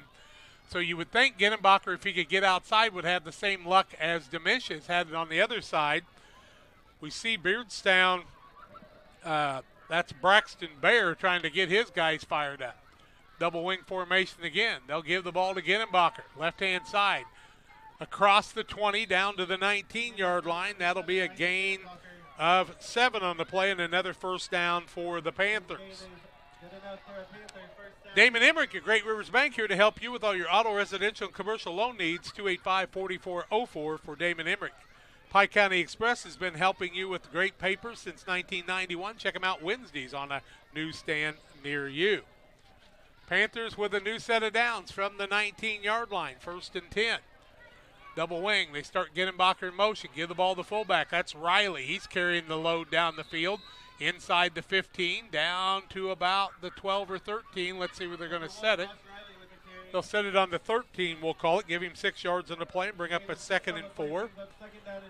Riley breaks it across the middle. He'll leave the field. Those bright yellow shoes leave the field. Let's see who we got in at fullback this time. It is Griffin again. Lauterbach on the right side. Who's on the left this time? Pavin's on the left side, Jack. Here he goes in motion. They'll give the ball to Pavin on the right side, breaking across the middle, inside the 5-yard line. Down to about the 3, that's Drew Pavin. So Pavin is going to get more than enough for the goal to goal, and they'll have it on the 3-yard line at the goal to goal at the 5:35 mark, and the clock ticking down. Panthers have the ball, give it to the fullback. No, they give it to Pavin. He's going to be taken down. No, that's the fullback. He's in, Jack. That was Drew Pavin. Was it? Yep, Drew on the second carry. Pavin in on the right-hand side, give him 3 yards in a play. So Pavin takes it in and makes it a 22-6 score now. As the Panthers pick up the touchdown, they'll go for the 2-point conversion from the 3-yard line. Pavin in from 3 yards out, comes at the 7:24 mark, and the Panthers now lead it 22-6. Nice mix-up during that possession, Jack. We had Ross, we had Connor, we had Isaac with a couple carries, Drew with a couple. Good mixing up, and guys, all those plays look like they were led by Cole Proct. Gedenbacher gets a pitch on the right side, turns the corner, tackled short of the goal line, and I will not see him get in. So with a timeout on the field, Beardstown's defense has held on the extra point. Panthers lead at 22-6. We're back with more after these. When you think of fall, what comes to mind besides pumpkins, honey, and football? How about fertilizer? Studies show more than 1/3 of your crop's yield is determined by fertilizer alone. Studies also show as much as 40% potassium and 30% phosphate gets tied up in stalks and residue, as well as high clay content. Nutrient Ag Solutions recommends Titan, which is an innovative fertilizer catalyst designed for use with dry fertilizer blends. Titan will keep nutrients from being tied up and increase fertilizer availability in your crop. Titan is a low-cost option to improve crop fertility. Contact your nutrient crop consultant today. Trucks LLC will be located this fall in the new building at 14 East Industrial Park Drive in Pittsfield. Call 217-922-0044. Diesel repair service offering 24-hour roadside repair, mobile service units, semi-truck and trailers, farm and ag equipment, DOT inspections, hydraulic hose repair, anything diesel, we can come to you along the road in the field or at your shop. It's Trucks. Call 217-922-0044. That's 217-922-0044. Carter Eiler ready to do the kickoff after the Panthers took the ball after the interception, and that series went 47 yards in 6 plays and took about 2 minutes and 22 seconds. Nice whole series there. Drew Pavin with the interception to give the ball back. Drew Pavin with the run-scoring touchdown. Here comes Eiler to kick it off across the middle, kind of a short kick, and it's going to go out of bounds, and Beardstown can take it at the 35, or they can make them kick it again. Let's see what Beardstown's Tigers want to do. Well, let's see what they're going to do here. We're waiting to see. You know, with Dementia back there and his brother, Lucas, Christian Dementia, you might want to have him kick it again. The ball is being spotted on the 27. It'll go to at least the 35, or will they make him kick it again? Still waiting. I think the offense is coming to the field, Jack. They're going to mark it at the 35. Okay. I can see the coach giving play to the offensive squad. So first and 10 Tigers. Yeah, 1st and 10 from the 35-yard line at the 7:24 mark of the half. Panthers lead it 22-6. They've got turned away 1 out of the 4 times they've had the ball. Now Beardstown with the chance. Wide out to the right, 2 to the left. Christy Dementia behind the quarterback and Owen Quigley with O'Hara over center. Panthers with a 4-man line up front. Quigley waiting for the pistol hike from center. Sets his offense, gives the ball to Dementia. He tries to change directions. He's going to be stacked up right at the line of scrimmage, and it'll be a 2nd down and 10 yards to go as the interior line won the battle that time. Owen Roth with that first stop, assist by Reese Wilkie. Good to have the defensive lineman right there. About a half a yard loss, Jack. Yep. They're going to put it a little bit behind the 35-yard line. It'll be a second down. We'll call it 10.5 yards to go. Under 7 minutes left in the half.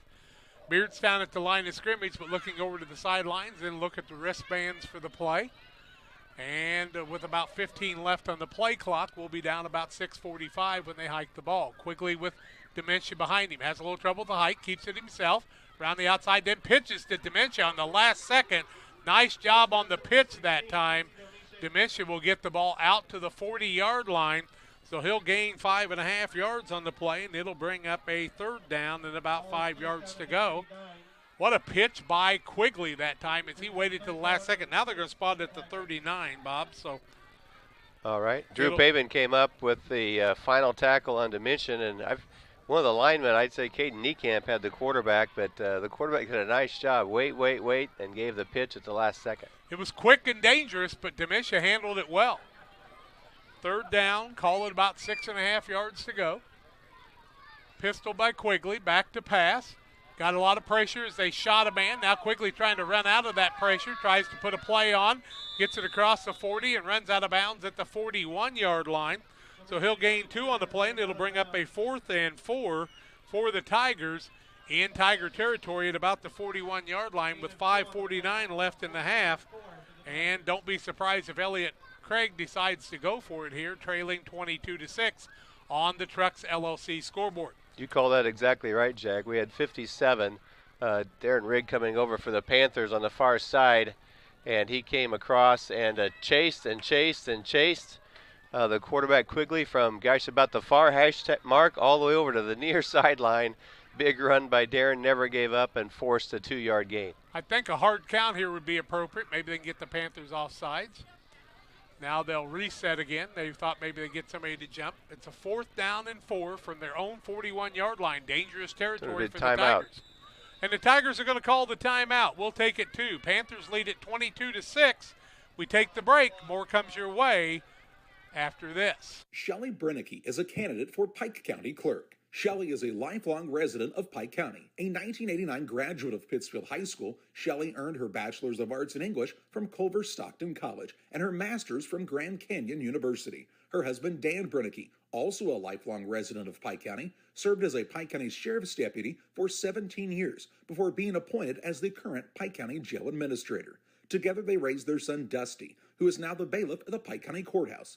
Shelley has been a high school English teacher at Winchester High School since 1998. Stemming from farming folk, she understands hard work and perseverance. Shelley's desire to serve the community in the Pike County Clerk's position is fueled by her service-minded attitude, diligence, conscientiousness, and dedication. She believes Pike County deserves the best in their elected officials, and that best can only come from a servant heart. She would appreciate your vote on Election Day, November 8th. Follow her on Facebook at Shelley Brennicky for Pike County Clerk. Paid for by Shelley Brennicky for Pike County Clerk. Back to live action. Beardstown going to go for it on the 4th and about 5 or 6 to go.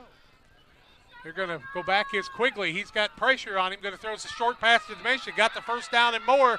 Dementia on the pass. Breaks the tackle into Camp Point Central territory. Now he'll be stood up and get the ball all the way out to the 48-yard line to the Panthers. So that'll be an 11-yard pass play and a 1st and 10 for Beardstown. Dementia gets the ball, and he can make things happen. I just do not understand how Route was able to stop them, because that was a different Route team the 2 times I've seen them if they were able to do it here. Well executed screenplay by the Tigers to the near side. And let the Panther pressure come, but gave enough room for Christie to get a big gain. Quigley in the pistol, gets a hike from center, gets the ball to Dementia, breaks a tackle or 2. Good stiff arm by Dementia. Going to be driven out of bounds. Inside the 45. They're going to set the ball at the 43-yard line, so he'll gain about 6 or 7 on the play, it appears. Yeah, about 6 on the play. It'll bring up a 2nd down and 4 yards to go. Beardstown back over center. Now they've got an odd set with the lineman way out to the left-hand side, the center all by himself. They're going to try to isolate Dementia here, I would say. Nope, they're going to throw a screen pass. They'll throw the ball behind the line of scrimmage, and the Panthers tackle well. and that's not a play you're probably going to get the Panthers to bite on. Ball's going to go back to the 49-yard line, which is the original line of scrimmage, and they're going to face a third down and about 10 yards to go. Will the Beardstown Tigers with 5 minutes left in the half. Trouble with that play, I think if you gave the ball to Demisha just trying 2 linemen to beat, he'd had a lot better luck than trying to throw a screen pass with about 6 Panthers over there who really penetrated the blocking assignment. 2 wideouts to the right, 1 to the left. They do not have enough. They got too many guys behind the line. There we're going to move a line or a wide receiver up. Quigley's going to break to the right side, now try to throw the home run ball down the middle, and that's going to be pass interference as Lucas Demisha was wide open. The Panthers were beat on the play.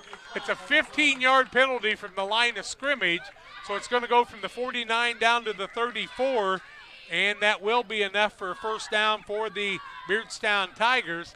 It comes at the 4:34 mark. Too many people have watched the NFL, and they're all sure it's going to go to the goal line, but it's not. It's still a great gain, and they're going to take the ball all the way down to the 34-yard line. That's where Beardstown's going to have it 1st and 10 at the 4:34 mark on the pass interference. Beardstown beat the Panthers there. Now they're going to – there they go. They get it to the 34. 4:34 left in the half. 22-6 in favor of the Panthers, but the Tigers knocking on the door. 8 points here. They could make it an 8-point ball game if they could score this and get the 2-point conversion.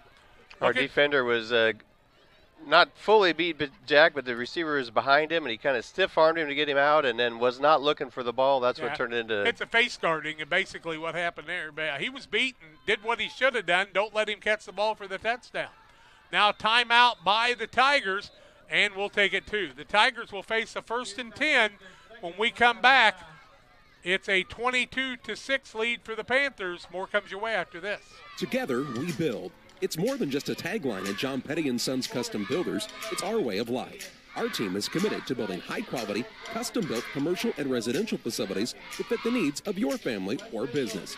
From design, new construction, renovation, and repairs, we have the expertise to turn your project into reality.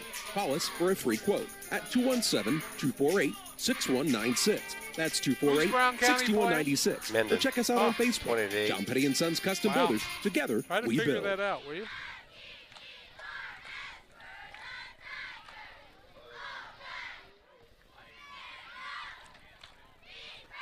Let's come back, Bob. Left in the half. I had 4:06 and the clock ran just a little bit. So 3:58, they must have reset the clock, did the officials. 22-6 in favor of the Panthers. 1st and 10 for the Tigers from their own 34, or from the Panthers 34 after the pass interference. Quigley in the pistol with Christy Demisha behind him. Rideouts are Lucas Demisha and I think that's McClinning out to the right side. He's caught some good passes this year for the Tigers. Quigley waits for the hike from center. Gets it from O'Hara. Bad hike. He has to reach down and get it. Now the ball's loose and Demisha got it.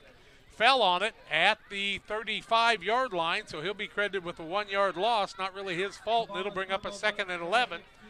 As the hike from center to O'Hara was to his right about his shoe tops, and he had to reach down, and Demisha kind of saved the day, actually. If he hadn't fallen on it there or tried to do something fancy, Owen Roth would have gobbled it up for the Panthers. So nice play by Christy Demisha to keep possession. Beardstown with a 2nd and 11. Now they'll throw a little screen pass to Lucas Demisha. He tries to get some space, breaks a couple tackles inside the 35 down to about the 31-yard line. That'll be a gain of 4 on the play and bring up a 3rd down and about 7 yards to go, I do believe. 3 minutes, 5 seconds and counting left in the half. Beardstown trailing 22-6, trying to do something about that. They put points on the board against the Panthers. Only the second team to do that. Quigley in the pistol formation. He's got Christy Demisha behind him, just a yard behind him now. Working to the left-hand side is Quigley. Wanting to pass the ball, throws it across the middle, got his receiver inside the 20. And that is 13, McClinning. McClenning's going to get the ball all the way down. 16-yard line they have it marked, Jack. 16-yard line, so that's going to be a gain of 15 and a 1st and 10 for Beardstown. Quickly back to the line of scrimmage with 2:46 left in the half. McClenning with a nice catch. He found the opening. The Panthers bent there, and McClenning was able to find the opening for the 15-yard pass play and another first down. Clock running at the 2:30 mark. Quigley in the pistol formation. Long count. Hands the ball to Christy Demisha.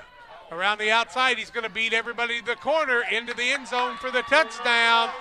And Demisha takes it in for the touchdown, making it a 22-12 lead now.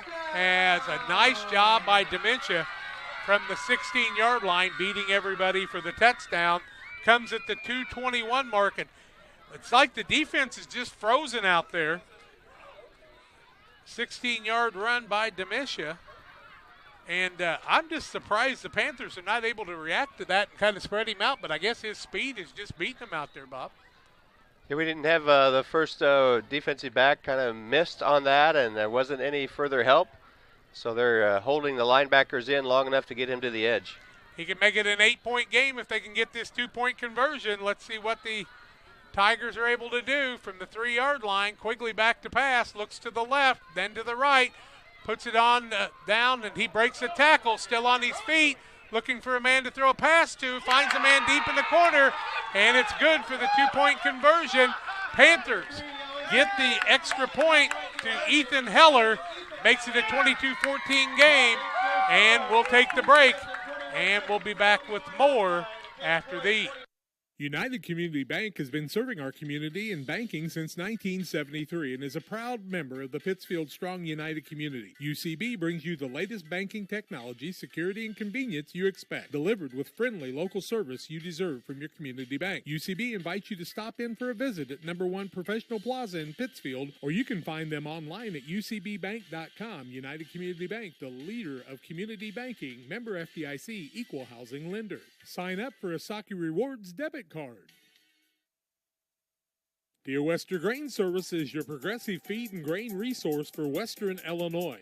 They offer a full range of feed products for all species and many grain merchandising opportunities with locations in Golden, Paloma, Mount Sterling, Clayton, La Prairie, Liberty, Industry, Carthage, and Blandonsville. For more information, call Dear Western Grain Services 696-4461. That's 696-4461, or on the web at dearwestergrain.com. Beardstown got the ball on the 35-yard line. They were able to take the ball 65 yards down the field. And really some nice running plays, a couple nice pass plays, and a pass interference. And they actually took 9 plays plus a couple penalties and took it into the end zone on a 2-point conversion to Ethan Heller from Quigley. And the score now 22-14. I think the 4th down play that they called a timeout to set up on that screen to Christie to mention was a big play in that drive, Jack. Torres is going to kick the ball across the middle, a little line drive. It's going to be taken at the 25, 30-yard line, 35. Man tucks across the middle. He'll be knocked out of bounds. A penalty as Ginnenbacher was running the ball, and that's going to be a late hit against the Tigers. Ball was sitting on the 41-yard line. That'll move the ball into Beardstown territory. So it'll go to the 49, the 44-yard line is where it should be. 1st and 10 for the Panthers in Beardstown territory. Holding Panthers, Oh, Jack. no. I'll be darned. Where did the hold come from? Wow. I saw the man hit the man late as he was about to step out of bounds, and they're going to call a hold against the Panthers here. Okay. So it'll go from the 42. Now they're talking about something on the other side, so the official's still talking. Let's see what they're going to have here.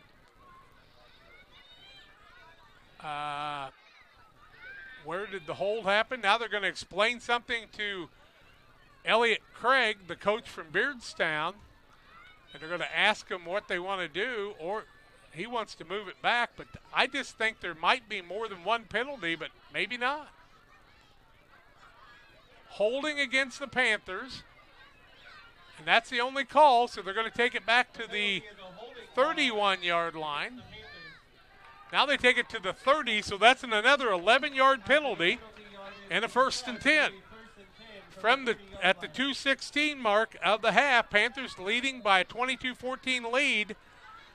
Gittenbacher got the ball and was tackled at the 41-yard line and kind of driven out of bounds, and a flag came just at that point, and a hold came, and that was the only Panther I even saw down there. So, yeah, he only carried it for about 7 yards, Jack, so I'm not sure what happened there. I'm not sure how that happened, but maybe a little home cooking. Here we go. Man in motion.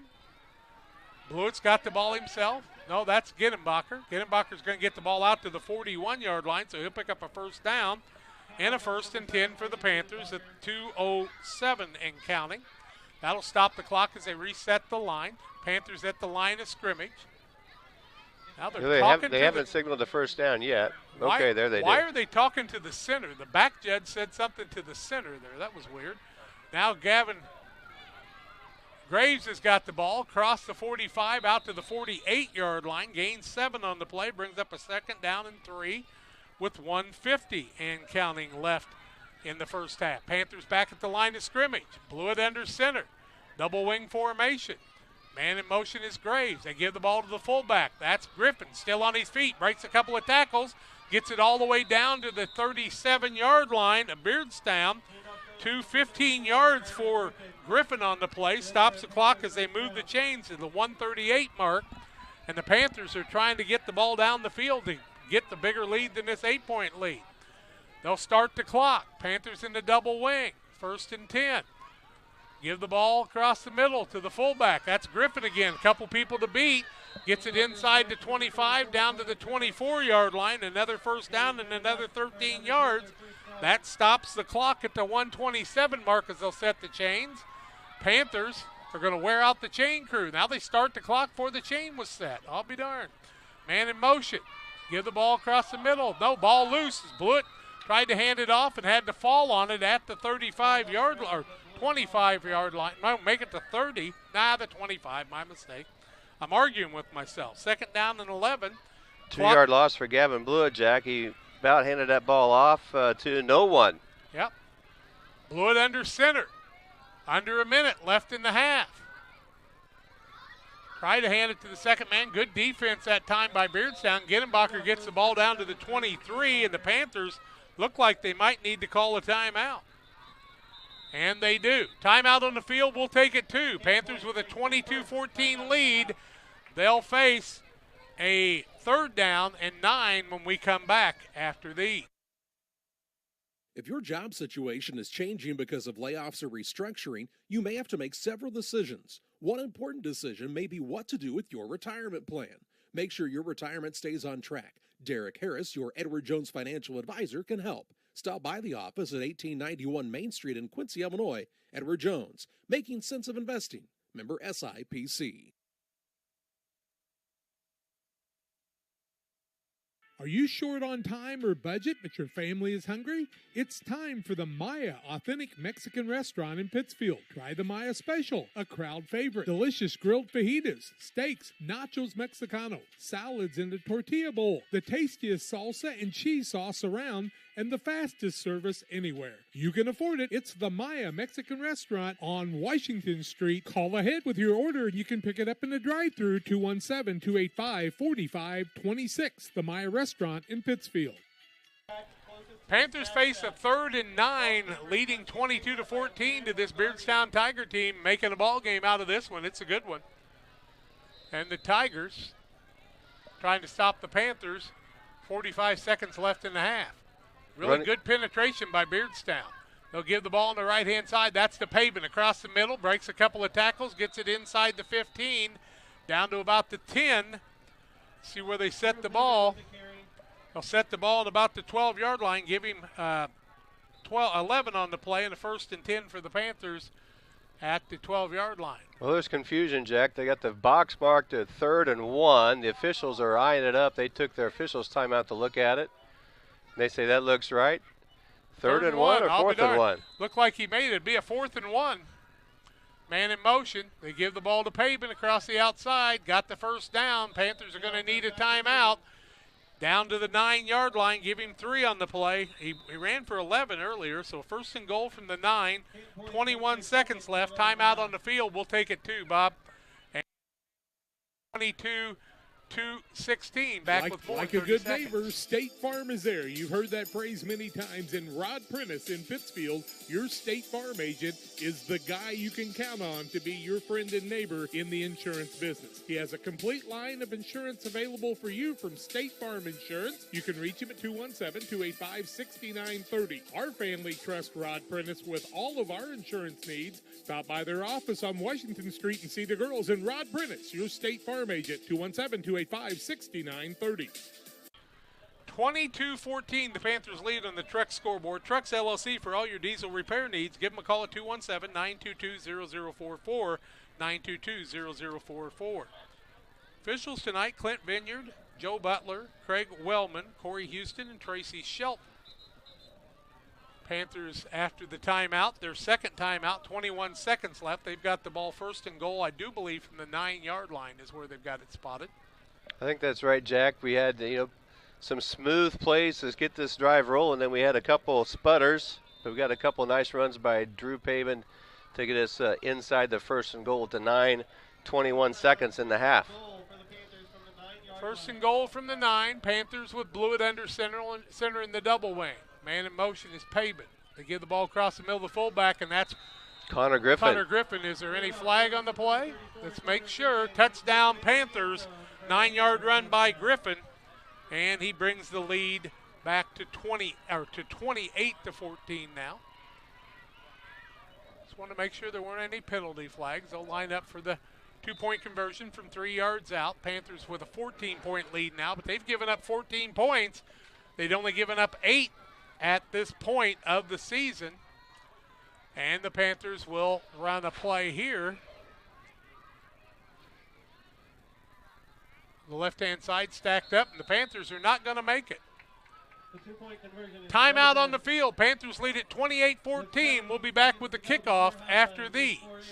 Like a good neighbor, State Farm is there. You've heard that phrase many times. And Rod Prentice in Pittsfield, your State Farm agent, is the guy you can count on to be your friend and neighbor in the insurance business. He has a complete line of insurance available for you from State Farm Insurance. You can reach him at 217-285-6930. Our family trusts Rod Prentice with all of our insurance needs. Stop by their office on Washington Street and see the girls. And Rod Prentice, your State Farm agent, 217-285-6930.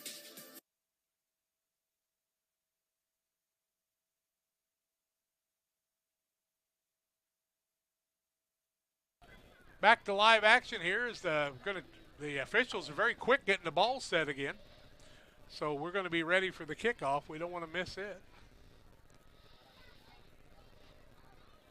So we'll be ready for the Little Jess Motors halftime show here in just a bit too. Jack, are you going to introduce all the mini cheerleaders that are here tonight?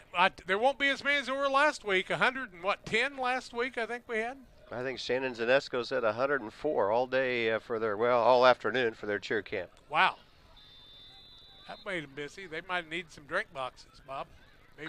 Carter Eiler here at the 40. What do you think we're going to happen here, Jack? I thought FBFM should have bought drink boxes. What do you think? That might have busted our budget, yeah. Jack.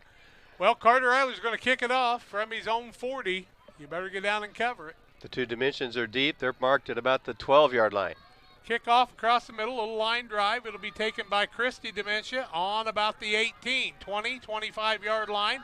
Trying to break outside. He gets a shoestring tackle by one of the Panthers, and the Beardstown Tigers will have the ball at about the 33-yard line or 34. We'll see where they're going to set it there. 12 seconds left in the half. They're going to set it at the 34-yard line, they say. No, now it looks like the 33. I think Hunter Lauterbach just barely got him by the ankles, Jack, but he had a lot of room to the outside if Hunter had not made that stop. It's a good thing he got that one ankle because Demisha was breaking outside, and Christy Demisha with a nice return. He got the ball in the 18, got it out to the 33, so a 15-yard return with all kinds of people around him. 12 seconds, Jack. Time for 3 plays, maybe. Certainly 2. Got 2 timeouts left, I think, for Beardstown, but if you run a long pass play here, it could take the whole 12 seconds. This isn't the NFL by any means. Quigley in the pistol. He gets a hike from center. Gives it to Demisha across the middle. Still on his feet. Big running room. Good block on the outside. Demisha going to try to run out of bounds, and he'll be taken out at about the 49-yard line. So give him 16 on the play with 3 seconds left in the half. Beardstown's going to call the timeout. We're going to take a 30-second timeout. 28 to 18 in favor, 28 to 14 in favor of the Panthers. Beardstown with the ball when we come back. Damon Plumbing, serving all of Pike County and the surrounding area with quality residential and commercial plumbing services.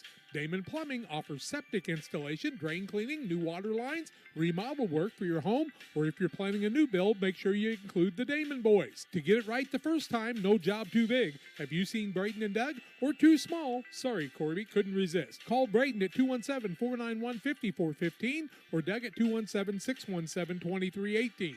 Damon Plumbing, recommended by our family for your family.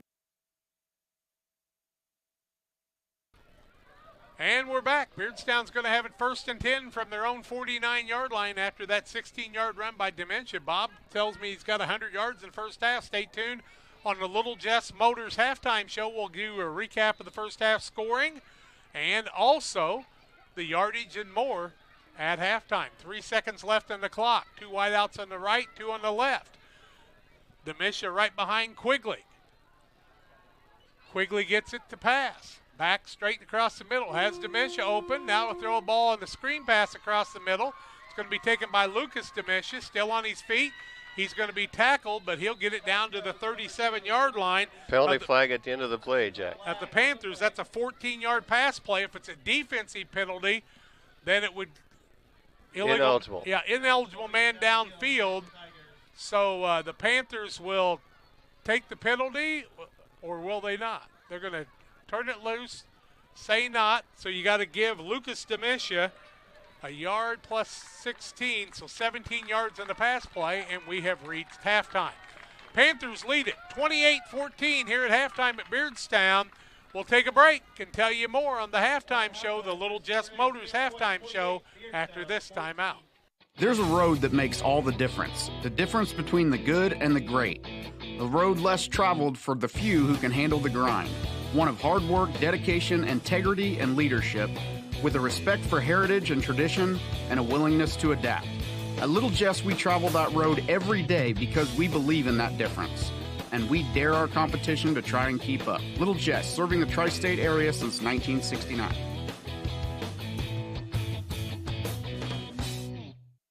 Hey guys, it's James and Todd coming at you from Jersey's here. Hey, and it is a beautiful day outside. Catch all the action at Jersey's in Camp Point. Fresh, made-to-order sandwiches, wraps, horseshoes. Check out our brisket bacon burger, our Nashville hot chicken.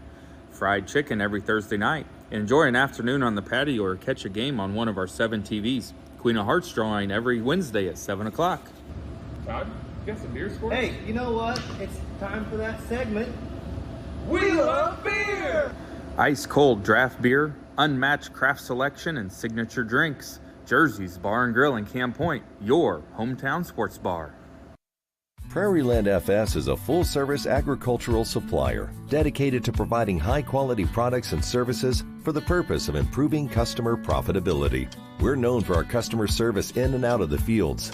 We are neighbors serving neighbors for over 100 years and promise to provide complete seed and application service to all our customers. Our trained energy specialists, along with our crop specialists, can help you take your business to the next level. Prairieland FS, your leading supplier of choice. Wish you had extra cash for a vacation, a boat, a new car, projects around the house? Free up more cash for the things you want by taking advantage of low interest rates. Refinance your home with Great Rivers Bank and keep more of your money by lowering your monthly payment. Start the process online at greatriversbank.bank and work with one of our experienced loan officers to get the lowest rate possible. Great Rivers Bank, member FDIC, and an equal housing lender. Welcome back on the Little Jess Chrysler Dodge Jeep Ram in Quincy, Illinois halftime show. The Chrysler Dodge Jeep Ram Little Jess Motors in Quincy. is the place to go for your next vehicle purchase. Their staff is committed to making the car buying process simple, making sure each customer's needs are satisfied. Learn more at littlejessmotors.com or stop by and see them at 3431 Main Street in Quincy. I want to remind you, we will not have a Camp Point Central broadcast next week as I'll be out of town, and they play at North Green on Saturday at 1 o'clock. Chance for you to get over and see the kids. And we tell you here at halftime, Bob Ray's going to recap some of the scoring in the first half. Bob?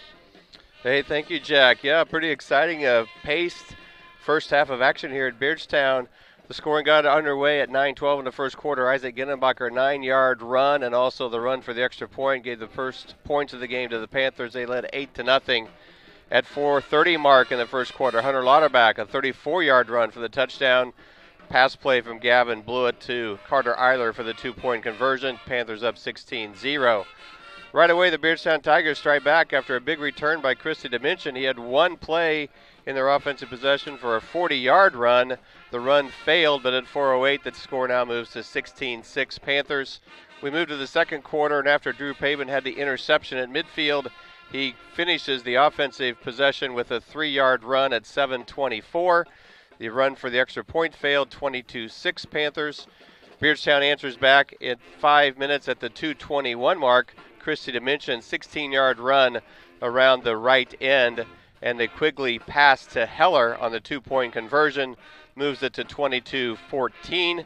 Panther defense then holds, and the Panthers get it back after a timeout at the 9-yard line. Connor Griffin, 9-yard run at the 17-second mark.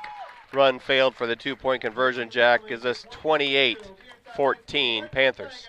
28-14 at halftime on the Little Jess Motors halftime show. We'll take a break, come back and give you individual stats and talk more. Maybe look at some scores around the area after these.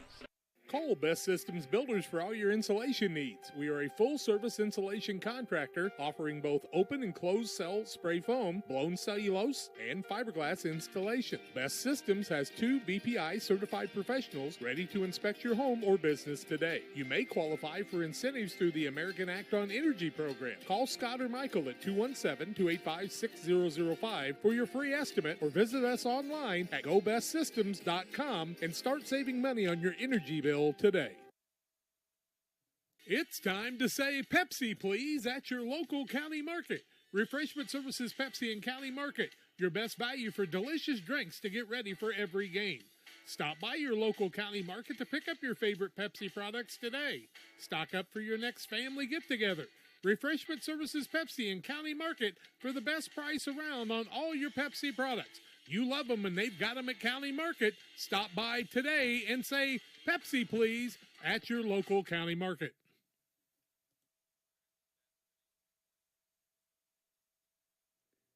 Hi, this is Clint Weir. As a law enforcement officer, you trust me every day to fight for justice and seek the truth. You trust me to serve your family and your friends with compassion and understanding. And most importantly, you trust me to lead Pike County with grace and dignity. Now I'm asking you to trust me once again. My little brother, Gage, is running for Pike County Treasurer. As Treasurer, Gage will continue to fight for transparency and fairness to ensure that Pike County continues to be the best place to live and raise a family. You put your trust in me to serve my community. Now I'm asking you to trust my little brother, Gage Weir, to continue a legacy of quality and excellence. Vote Gage Weir for Pike County Treasurer this November. Paid for by Gage Weir for Pike County Treasurer. Williams Auto Sales, 439 North 3rd in Quincy is your headquarters for quality used vehicles. Shop their 439 North 3rd location Monday through Friday from 9 to 5 and Saturdays 9 to 2.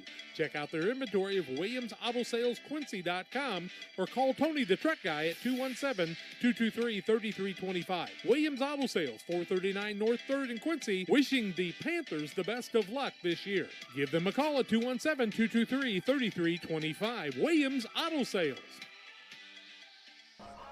Welcome back on the Little Jess Motors halftime show. Little Jess Chrysler Dodge Jeep Ram in Quincy, Illinois. Place to go for your next vehicle purchase. They've helped my family. They can help yours. 3431 Main Street. See Rodney and Andrew and the entire staff at Little Jess Motors. 28-14 the halftime score. Beardstown really making a good game of it here. And with our halftime stats, the Trucks LLC scoreboard tells us it's 28-14. Bob, how'd we get here? Beardstown Tigers have had a strong rushing performance by Christie Dimension. He leads the way, 10 carries for 100 yards. Owen Quigley, the quarterback, has a couple carries for 4 yards. 104 yards of rushing for the Tigers. Owen Quigley on the passing. At this point, he's 6 out of 8 for 51 yards of passing. Lucas Dimension, 2 receptions for 21. Ryan McClenning, 1 for 15 yards. It's a big play during that last scoring drive for the Tigers, Jack. And Christie Dimension, 2 receptions, 12 yards. Total offense for the Tigers, 104 plus 51, 155 yards in the first half. Central Panthers offense has been relying on the run game tonight.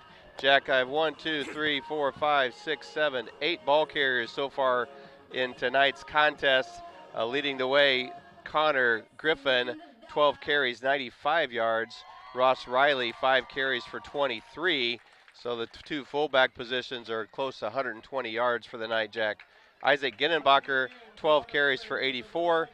Gavin Graves, 2 carries for 11. Drew Pabin, 4 carries for 32, including a touchdown.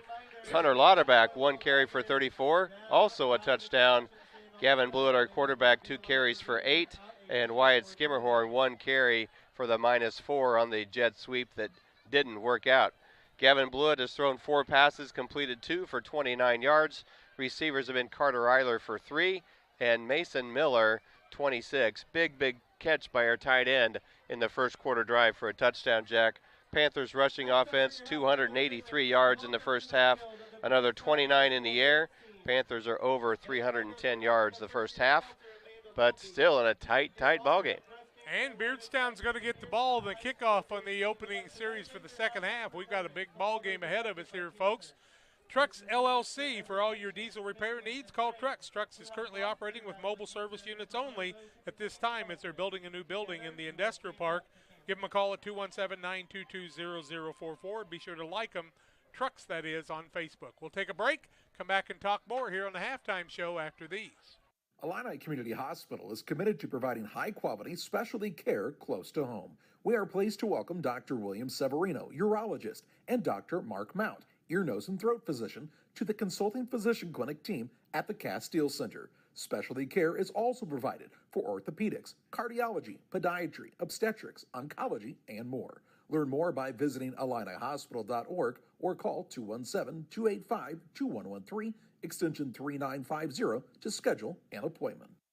Press Yours On You would like to wish all the area teams the best of luck this year. If you're looking to get your team shirts or just looking for spirit wear for yourself, remember Press Yours On You. We have over 1,400 square foot of retail space in our shop. Stop by and see us and check out our offerings. Business lets us help you promote your brand. Decoration methods we offer include screen printing, embroidery, and laser engraving. Thank you to everyone in our community for the support over the last 16 years. Thank you for supporting local. Press Yours On You, 506 West Wood, Camp Point, Illinois. Hi, this is Clint Weir. As a law enforcement officer, you trust me every day to fight for justice and seek the truth. You trust me to serve your family and your friends with compassion and understanding. And most importantly, you trust me to lead Pike County with grace and dignity. Now I'm asking you to trust me once again. My little brother, Gage, is running for Pike County Treasurer. As Treasurer, Gage will continue to fight for transparency and fairness to ensure that Pike County continues to be the best place to live and raise a family. You put your trust in me to serve my community. Now I'm asking you to trust my little brother, Gage Weir, to continue a legacy of quality and excellence. Vote Gage Weir for Pike County Treasurer this November. Paid for by Gage Weir for Pike County Treasurer.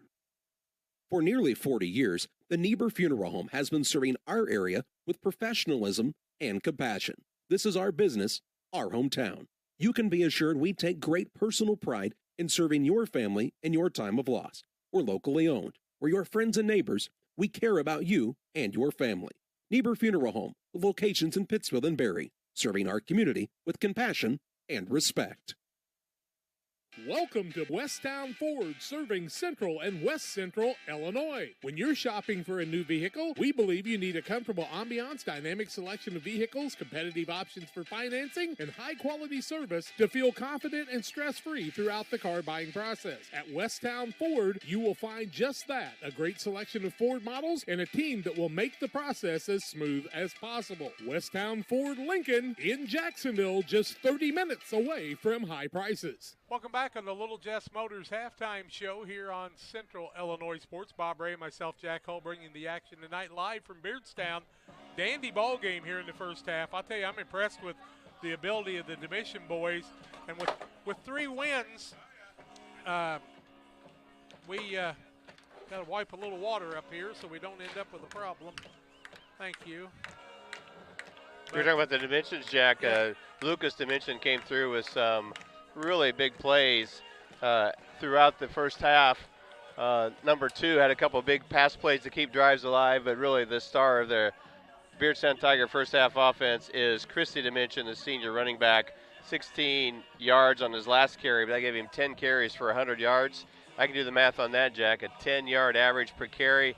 That's pretty strong and highlighted by his 40-yard burst to put the Tigers on the board. And the Panthers had 2 drives that were pretty time-consuming and ended up with scores, but his quick return flipped the momentum to the Tigers. It sure did. 28-14 at halftime. We're going to take a break on the Little Jess Motors halftime show. We'll come back after you hear from some of our great sponsors.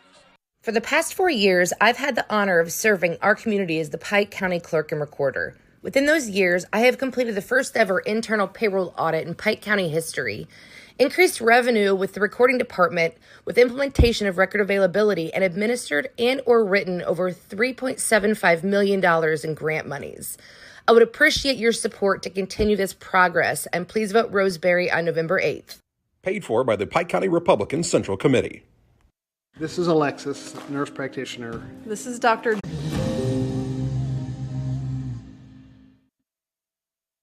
From our trucks to their lunch trays, to your local hospital, to your favorite pub, and to your kitchen table. For more than 60 years, Dot Foods and Dot Transportation have been stocking the shelves of your hometown. Sure, we've grown a lot, but at our core, we're still small-town, family-run businesses that care about our communities and the people who keep us running. Join the Dot family today and be part of something bigger. In Pittsfield, you can expect to find a safe, charming, livable community that affords its residents a tremendous quality of life. Listed on the National Register of Historic Places, Pittsfield boasts many historic homes and buildings that hark of a different era, each with a fascinating story to tell. Take a drive through our neighborhoods, and you'll get a glimpse of true Midwestern charm. Historic neighborhoods with well-maintained, architecturally diverse homes on quiet tree-lined streets. Safe, walkable, and convenient neighborhoods close to historic downtown Pittsfield. And new subdivisions like Panther Creek offer plenty of beautiful homes. The median price of a home in Pittsfield is $115,000. With such affordable prices and property taxes that are half the national average, it's easy to see why Pittsfield would be a good choice to locate. Pittsfield's Penstone Municipal Airport offers opportunities for small jet services. Pittsfield offers the perfect blend of big city amenities and small town charm. There's a home waiting for you here.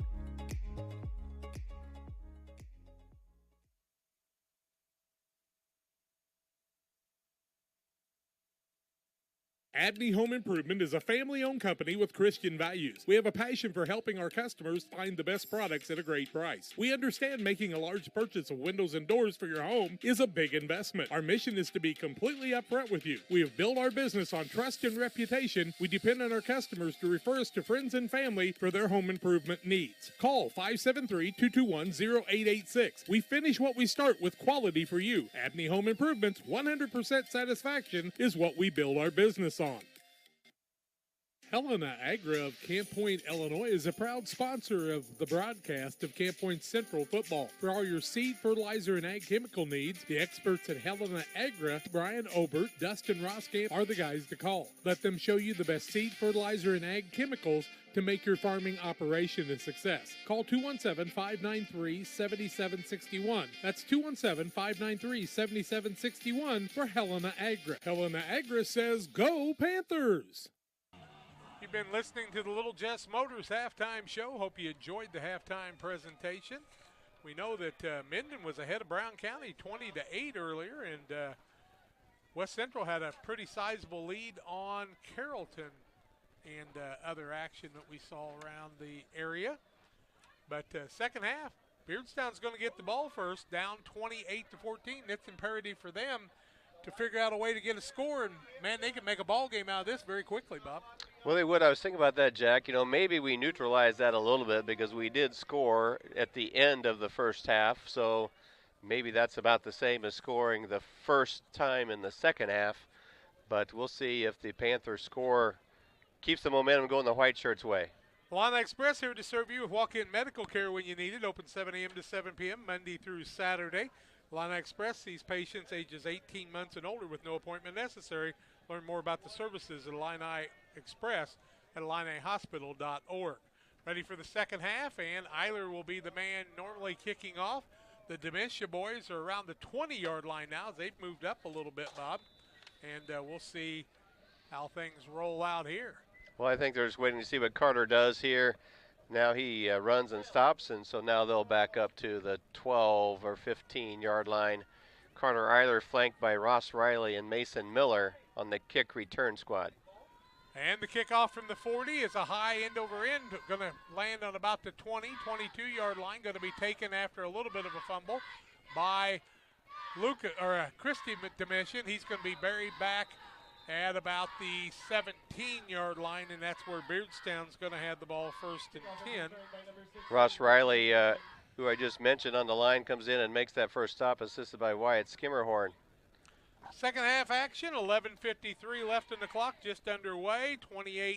28-14 is the score. Beardstown with a first and 10, and the ball spotted on, they say, the 16-yard line, I do believe. So first and 10 for Beardstown. Pistol formation by Quigley. He's been there all night long. Dementia right behind him. Wide out is Lucas Dementia on the right side with McClinning in the slot. First hike from center. Back to passes. Quigley finds Lucas Dementia on his knees, catches the ball, and they're going to call it incomplete. No catch. Incomplete. Yeah, the referee comes up and says incomplete pass, so it'll bring up a second down and 10 for the 16. The line judge had kind of the ball behind him. That'll stop the clock at the 11:49 mark. Beardstown right back to the line of scrimmage. As they go no huddle, but they still have to go to the wristbands to get the play most of the time. Play clock is at 30 seconds. Game clock stopped at 11:49. Just underway in the second half. 28-14 on the Trucks LLC scoreboard. Camp Point Central with the lead. Quigley, a dangerous quarterback with a good arm. Hands the ball to Demisha. He breaks it on the outside of the left tackle. Penalty flag comes in during the play, Jack. Demisha still on his feet, but I'm afraid it's all going to go for naught as he gets it out to the 23-yard line.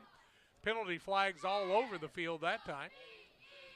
Nice job blocking downfield by one of the Beardstown Tigers and Gabe Herzog. Reese Wilkie was out there to make the stop. That was going to be what, Jack, a 5 or 6 yard gain. But they've got the holding penalty flag marked behind the line of scrimmage.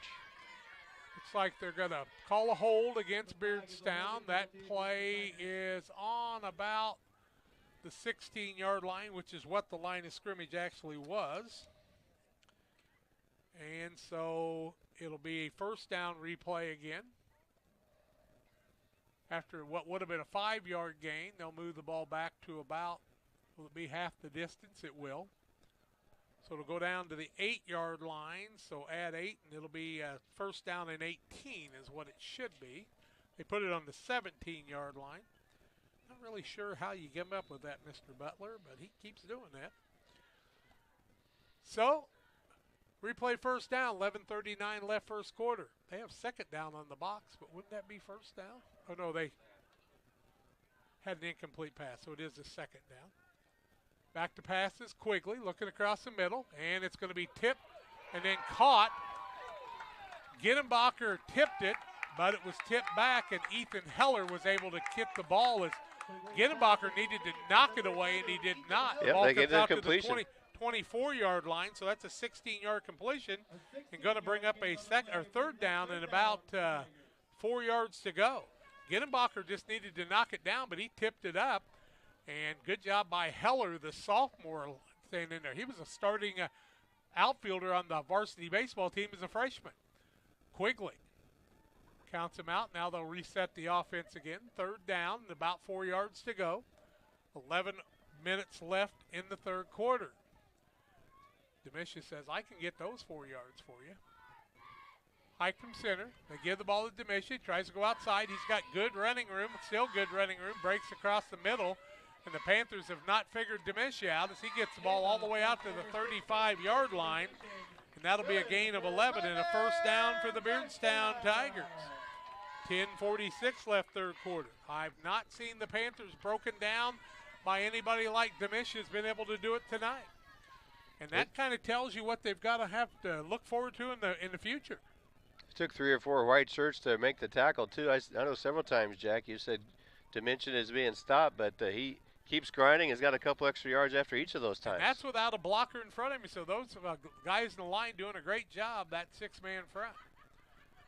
Quigley gets the ball. He'll keep it himself. Wants to run outside. Now he's going to be taken down for a little bit of a loss, I'm afraid, on the play, as he's going to be tackled inside the 35-yard line at the 33. Now he'll lose 2 yards on the play, and that's going to bring up a second down and 12, as Quigley just doesn't have the same quickness as Demisha. Quigley's a very quick young man, but he just doesn't have that ability to get outside like Demisha does. Well, I think we have so many people watching Dimension on the carry, and once he clears the area, we have 3 people really zoned in on the quarterback. Then Isaac Gennebacher first to the hit. 3-man line front where they were playing 4 earlier. Now Quigley back to pass. Looks to the left side. Throws a pass, completed.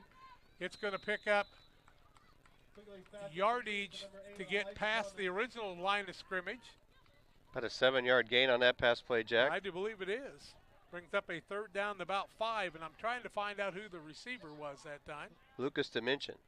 No, it looks like it's just a 5-yard gain, Bobby. 5-yarder? Yep, All righty. 5-yard gain. It's going to bring up a third down and about 8.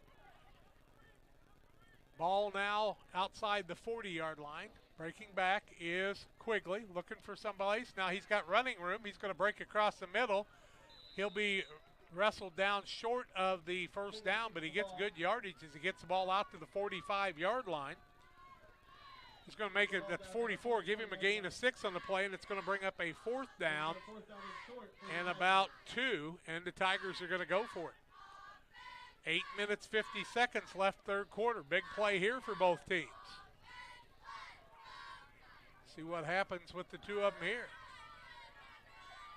Quigley in the pistol. I thought maybe he'd go under center this time as they only needed a couple of yards. Fourth down and 2 from his own 44.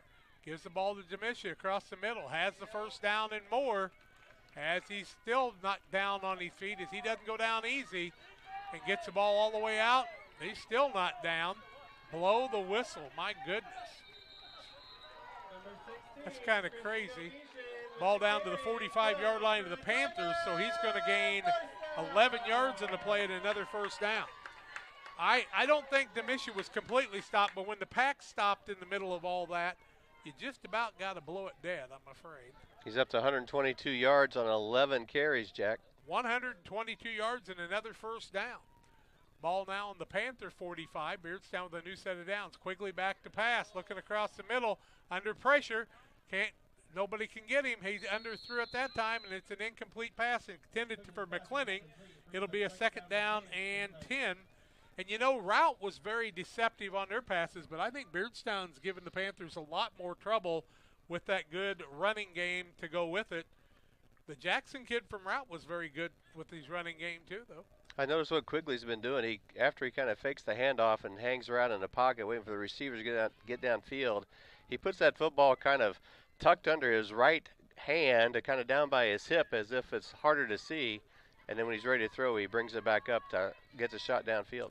Second down, 10 yards to go. 7 minutes, 58 seconds left third quarter. 28-14 in favor of the Panthers, but Beardstown trying to do something about that. Quigley rolling to the right. And completes the pass inside the 35 down to the 34-yard line. They keep the clock running. 11-yard pass play and another first down for the Tigers. Lucas Dimension on that reception, Jack. So he gains 11 on the play. 83 yards passing, 13 attempts for Quigley. He's completed 9 of those 13. He's moved the ball right down the field. This 3-3 Tiger team not wanting to go below 500, and they're trying to bring the upset to the Panthers, who are 6-0. Panthers are going to know they've been in a ball game tonight. 7:37. They said to run the clock, but the clock did stop. Now a completed pass on the left-hand side, a little quick pass. Man's going to be brought down. And with those slow whistles that we had earlier, you know what can happen is people can continue to play, and that can cause problems. Lucas to mention on that reception. What will they give him, Jack? 3 yards on that one? Looks like he got 3 on the play, so they're going to get the ball down to the 31 to bring up a 2nd down and 7 with 7:15 and counting. 28-14. The score right now, the Panthers with the lead on the Trucks LLC scoreboard. Quigley in the pistol formation again with Demesha behind him. Back to pass is Quigley under pressure. Rolling to the right. He's hard to find or to get him down. Now they're trying to get him. Going to knock him out of bounds. And he'll be knocked out of bounds by Ginnenbacher. That's what you do. You Had pressure from Hunter Lauterbach as well as Reese Wilkie, Caden Niekamp in there, but they can't corral him enough for the sack. There's a lot of pressure. Loses a couple yards in the play, and so it's going to bring up a 3rd down and about 9 from the 33. You know, there's no doubt they're going to put their hands on him and push him. You just can't hit him when he's out of bounds. Now Lucas Demesha breaks to the left-hand side. Coming to the right is Elijah Thomas. Quigley in the naked backfield with Christy Demesha out for a pass also, I do believe. Under 7 minutes, Jack, so a 5-minute possession by the Tigers. Yep. Demesha's actually behind Quigley now. Quigley's gonna fake it, keep it himself, still on his feet, got one man to beat, gets it all the way down, inside the 20, down close to the 15-yard line, and that's where they're gonna spot the ball. 18-yard run by Quigley, and another 1st down for Beardstown. If Beardstown could score here, they could make this a 6-point game with the 2-point conversion, as the Panthers have missed two-point conversions. And there's 6:37 left in the 3rd quarter. A lot of ball game left. Giving up some big plays on 3rd and 10 that time, Jack. Giving up an 18-yard carry. They just had a chance to slow this possession some, but haven't made the play. Now Quigley's been able to throw the fakes out there like Demesha. Hike from center. They give the ball to Demesha on the left side. Breaks a couple of tackles. Penalty flags all over. Think we're going to have a hold on the play. That'll stop the clock at the 6:13 mark. Was a 1st and 10. Flags are around the 16-yard line. That means they'd move it back 10 from there. Personal foul, face mask against the Panthers. I'll tell you what, the way these penalties are coming, they're in such weird places because I guess he's running away, but that'll be a 15-yard penalty. That'll be half the distance to the goal, and they'll take the ball down around the 7, and it'll be 1st and goal, I do believe, on the personal foul because that'll be a 1st down. So we had a 4-yard gain on the run, Jack? Well, they do not give him the 1st down, so it's going to be 1st down and about 3 from about the 7-yard line, so they can get a 1st down here. Panthers defense is being exposed tonight. Demesha, the quarterback, rolls to the right side, throws it across the middle. Incomplete pass. Defender was behind Lucas Demesha that time. And if the ball would have been a little higher, he'd have had it for the touchdown, but that's going to bring up a second, is it 2nd or 3rd now? Let me look. Looks like it's 2nd down and about 3 from the 7. So, you know, Quigley's got some free opportunities to pass the ball here, Bob. Well, you had the, Kristen mentioned had to carry on the 1st down, followed by the face mask. And so that was the 1st down play. That was an incompletion. Seems like it ought to be 3rd down, Jack. Well, that's what I thought too, but they're saying 2nd. Is it 3rd on the box? Oh, the penalty, they replayed the down. Outside is Demesha going to the end zone. He's going to be into the end zone at the 5:54 mark on a 7-yard run for Christy Demesha. And it's going to make it a 28-20 ball game. Nice job by Demesha again, and he has found the openings against the Panthers. 28-20. He can make it. They can make it a 2-point game if they can make this 2-point conversion. 28-20 in favor of Camp Point Central, but Beardstown scored twice since the Panthers. Oh, no, the Panthers scored right before the half, and they're very fortunate they did. Now Quigley in the pistol formation. Looking for that 3 yards to get the 2-point conversion. Back to pass is Quigley, looking to the right. Still looking, now he looks back over to the left. Now he's going to tuck the ball, try to run it in, and he'll make it into the end zone for the 2-point conversion. 28-22 as Quigley gets it into the end zone for the 2-point conversion. Makes it 28-22, and we'll take the break. With 4:46 left in the quarter, we're back with more after this. PCRE Real Estate and Auction is your #1 resource for buying or selling real estate in West Central Illinois. With 2 office locations, one in Pike County and the other in Calhoun County, PCRE Real Estate and Auction is the place to go when you're looking to buy or sell farmland, recreational and hunting land, residential or commercial property. See our current listings at PCRERealestate.com or call us at 217-285-5800 for PCRE Real Estate and Auction.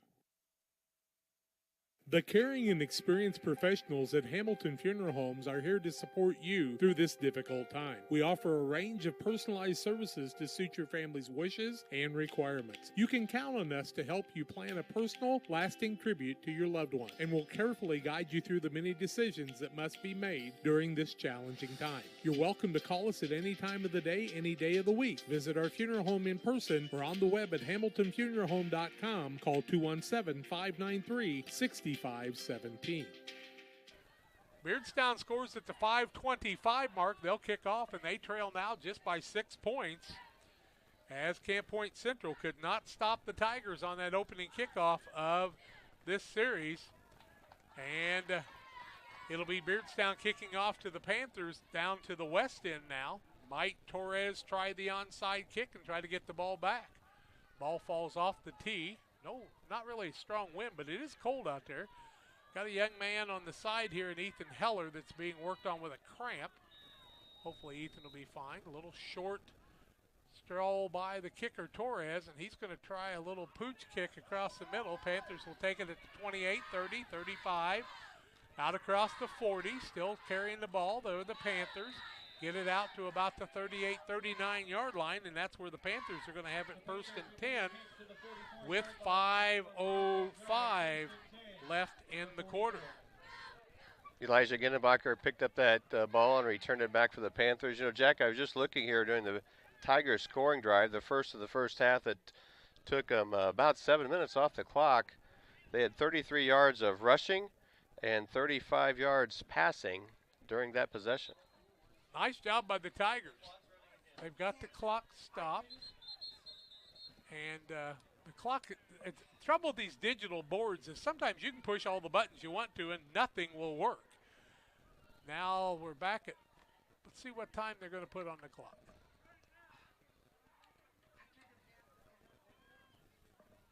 Should be probably about 5:05 is what I had on the change of possession. So see where they're going to put the clock at. The officials They scored at 5:25. Yeah, they scored at 5:25. 5:15 is pretty close, I think, by our scoreboard operator. operator. That's too far off. Let's see what they're going to do here.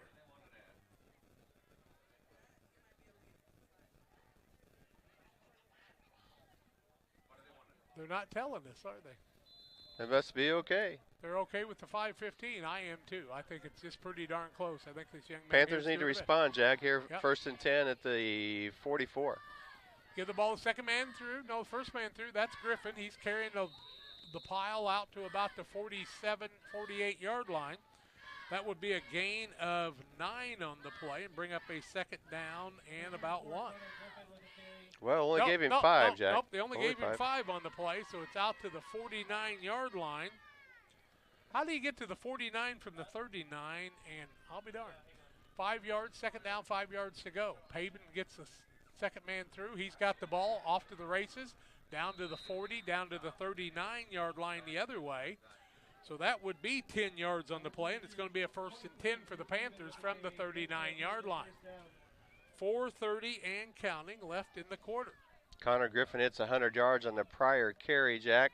Drew Pabin, that's his 5th carry for 42. 39-yard line for the Panthers. I think the guys up here are doing all they can. Double wing formation. Griffin, the fullback, behind the quarterback in Blewett.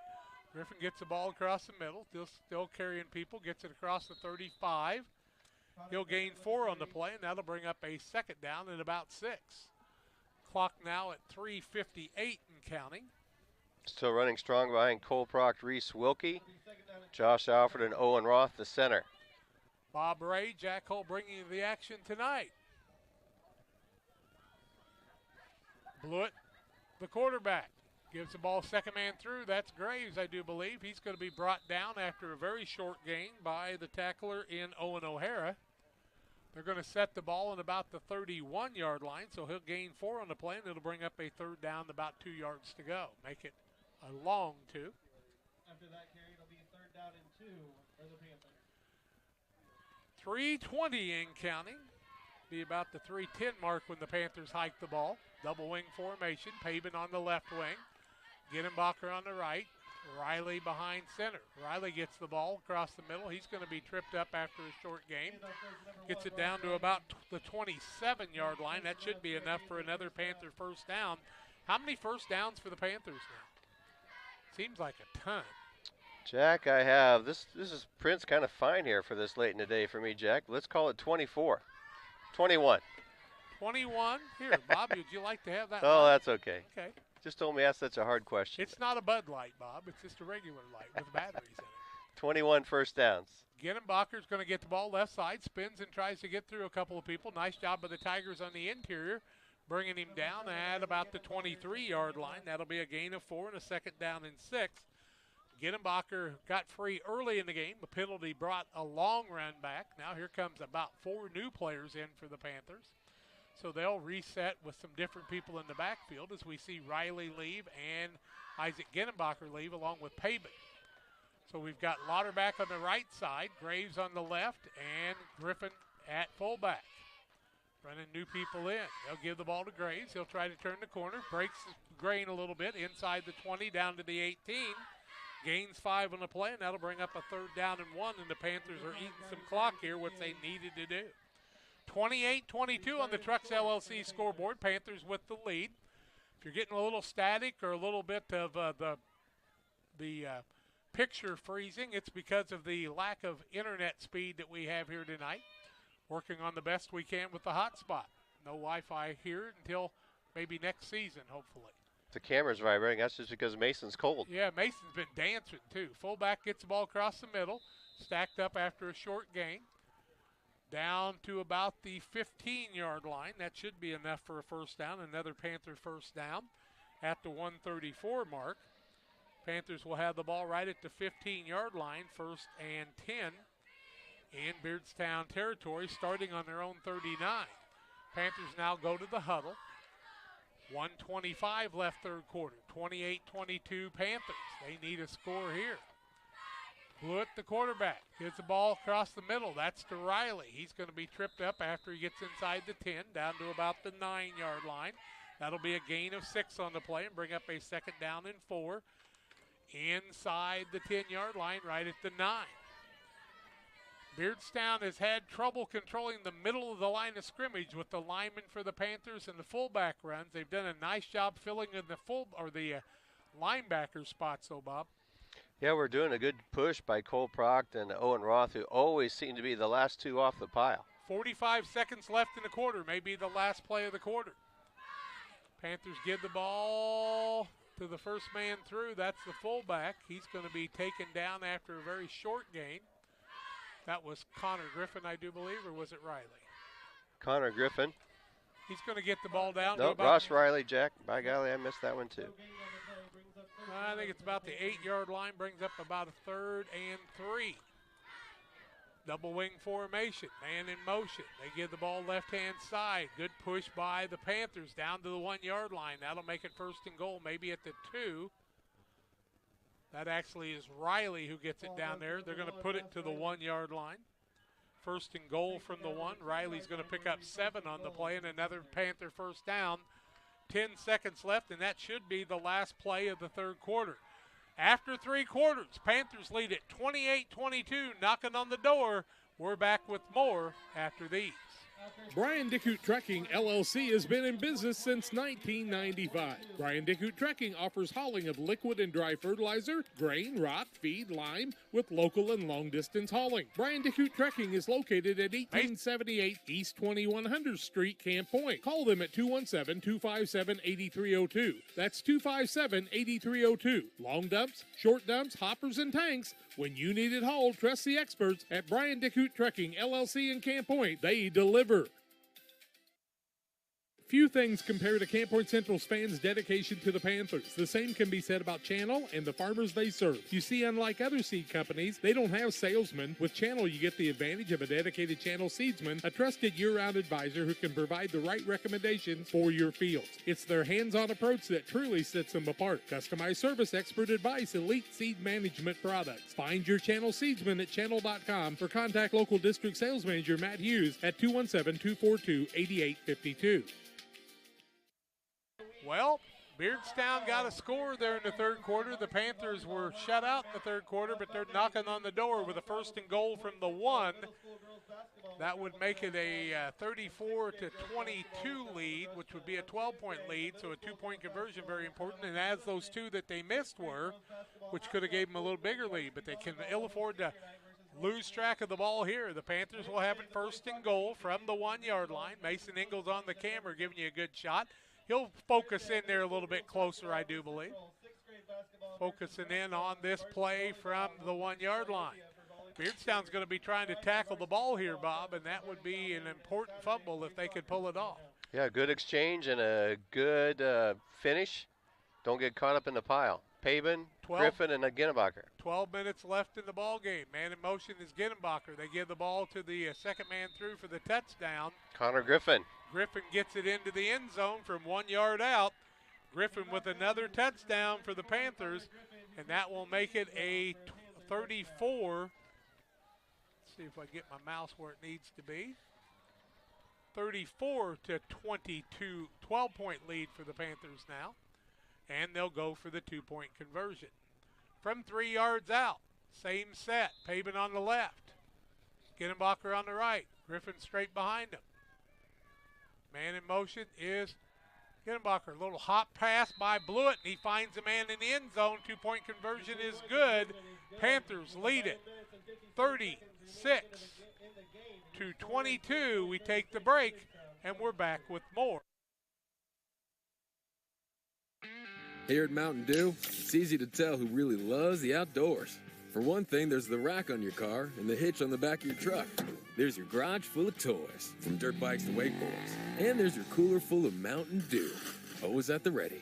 Because when it's time to get out there, climb into your deer stand or your fishing boat, a cooler of ice-cold Mountain Dew, that's as important a piece of outdoor gear as your spinning rod or your four-wheeler.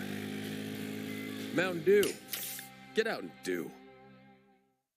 The Farmers National Bank of Griggsville, with locations in Griggsville, Mount Sterling, and Pittsfield. Maybe you ask, why choose Farmers National Bank of Griggsville? The answer is simple. Local people, local decisions, and local commitment with local investments. We have many products and services to meet your needs. We invite you to find out more about us. Go to fmbgriggsville.com and explore all the services we offer. Visit any of our 3 friendly locations in Mount Sterling, Griggsville, and Pittsfield today. The Farmers National Bank of Griggsville, local people helping local people, member FDIC.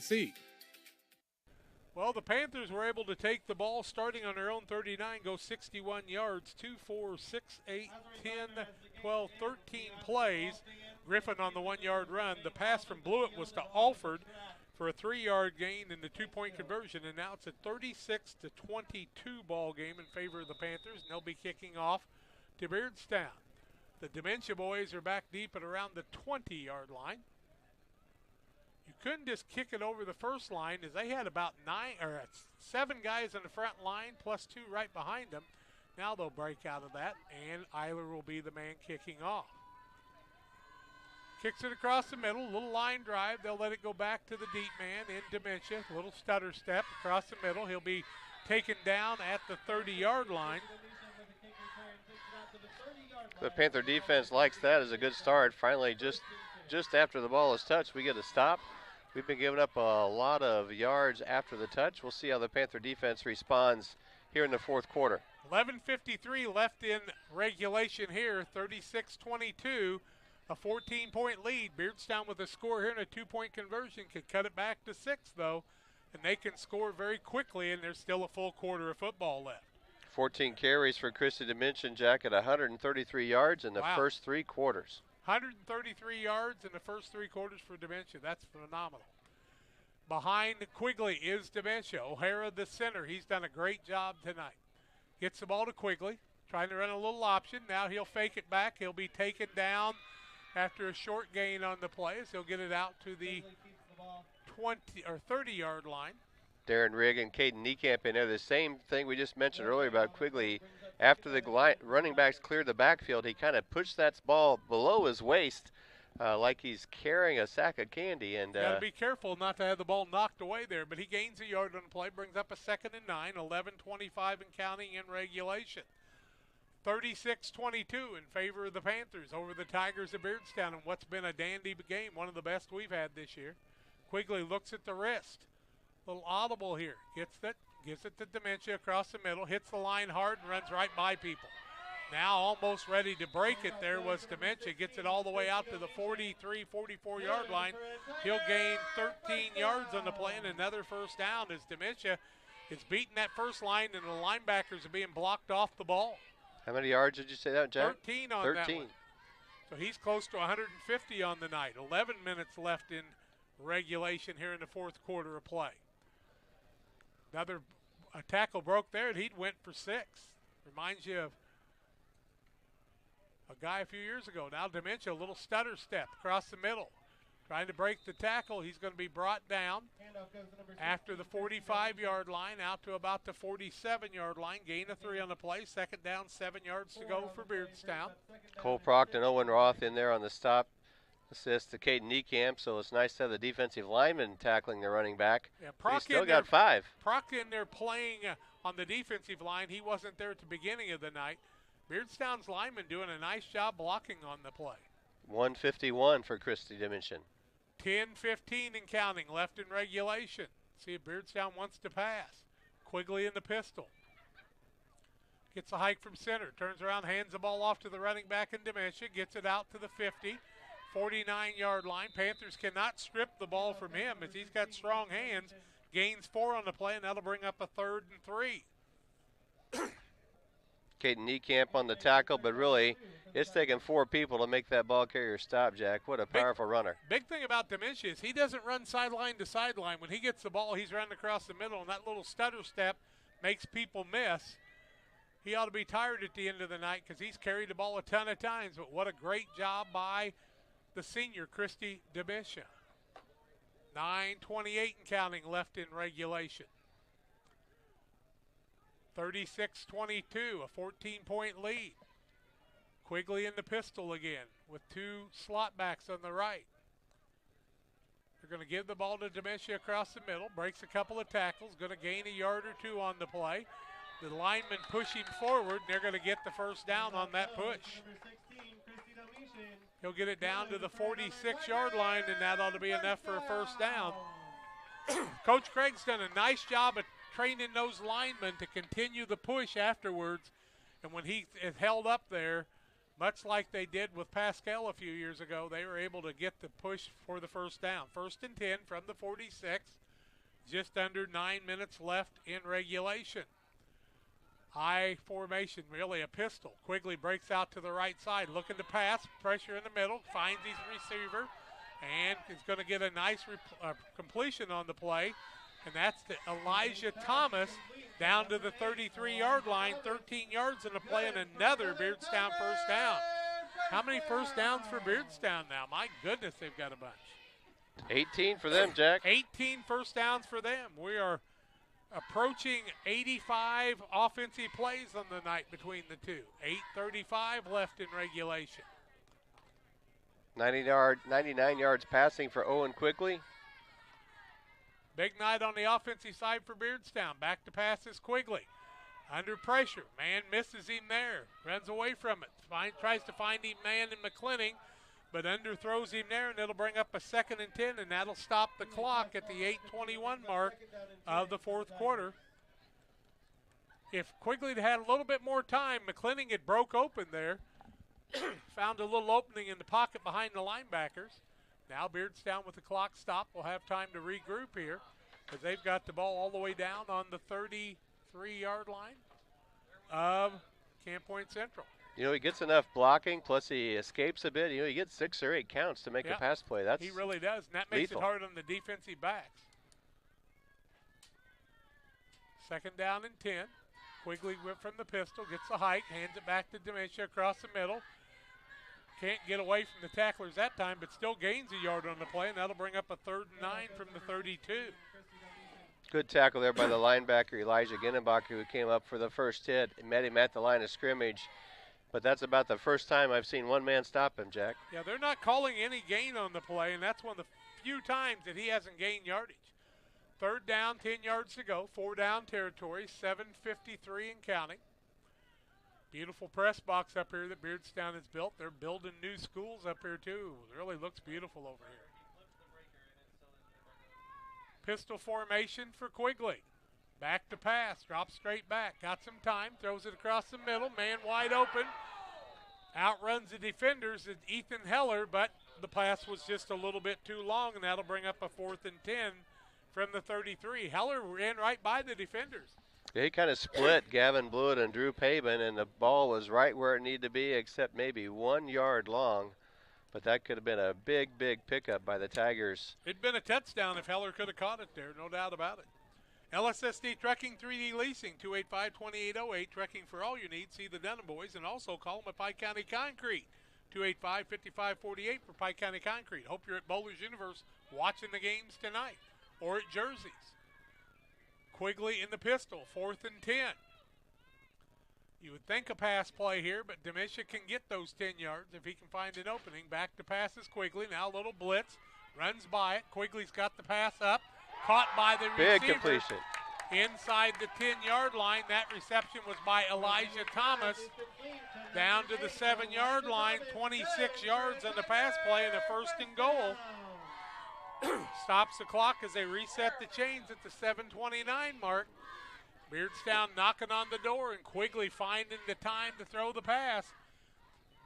Camp Point Central's been blitzing, but it's been to no avail. They have not dropped him behind the line of scrimmage one time that I can remember. I don't think so. He doesn't get anxious. He makes one slight move, gets some more time, and finds his receiver. Now he'll give the ball to Dementia across the middle, trying to run inside. Still on his feet, inside the 5, carrying the line. Into the end zone for the touchdown is Dementia. 7-yard run by Christy Dementia, and makes it a 36-28 ball game. A lot of ball game left here, folks. And a 2-point conversion can make it a 6-point game. Christy Dementia with the 7-yard run. It comes at the 7-minute mark of the fourth quarter. No reason to onside kick on the next series either, especially if they can get this 2-point conversion. Beardstown will try the play. Boy, they've converted some really big 3rd and 10 and 4th and 10 plus plays, haven't they, Jack? Yep. 3-yard to get the 2-point conversion. Bad hike, ball down, and Quigley comes and gets it, throws it up for grabs across the middle, and it is no good. Timeout on the field. 36-28 in favor of the Camp Point Central Panthers, and we'll be back with more in the kickoff after this. When you think of fall, what comes to mind besides pumpkins, honey, and football? How about fertilizer? Studies show more than 1/3 of your crop's yield is determined by fertilizer alone. Studies also show as much as 40% potassium and 30% phosphate gets tied up in stalks and residue, as well as high clay content. Nutrient Ag Solutions recommends Titan, which is an innovative fertilizer catalyst designed for use with dry fertilizer blends. Titan will keep nutrients from being tied up and increase fertilizer availability in your crop. Titan is a low-cost option to improve crop fertility. Contact your nutrient crop consultant today.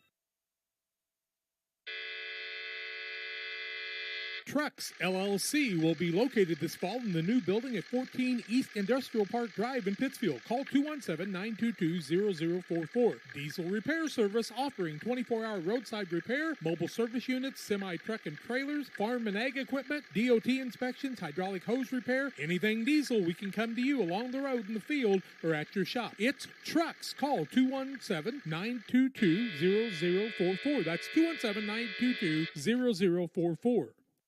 What a ball game. I mean, to tell you what, we've got us a ball game here. 36-28, 8-point lead for the Panthers. They'll get the kickoff. Torres will be the man kicking it off. They tried the onside kick earlier. Didn't quite get enough distance on it. This time they've had some good luck with some squib kicks. Torres reaches down, grabs a little grass, and now he's going to come up and try the onside kick. Ball's going to be taken by the Panthers right on the 50-yard line.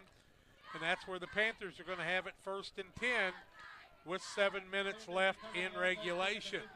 Josh Alford grabs that ball. It's tied in with a good pair of hands over there to secure that kick for the Panthers.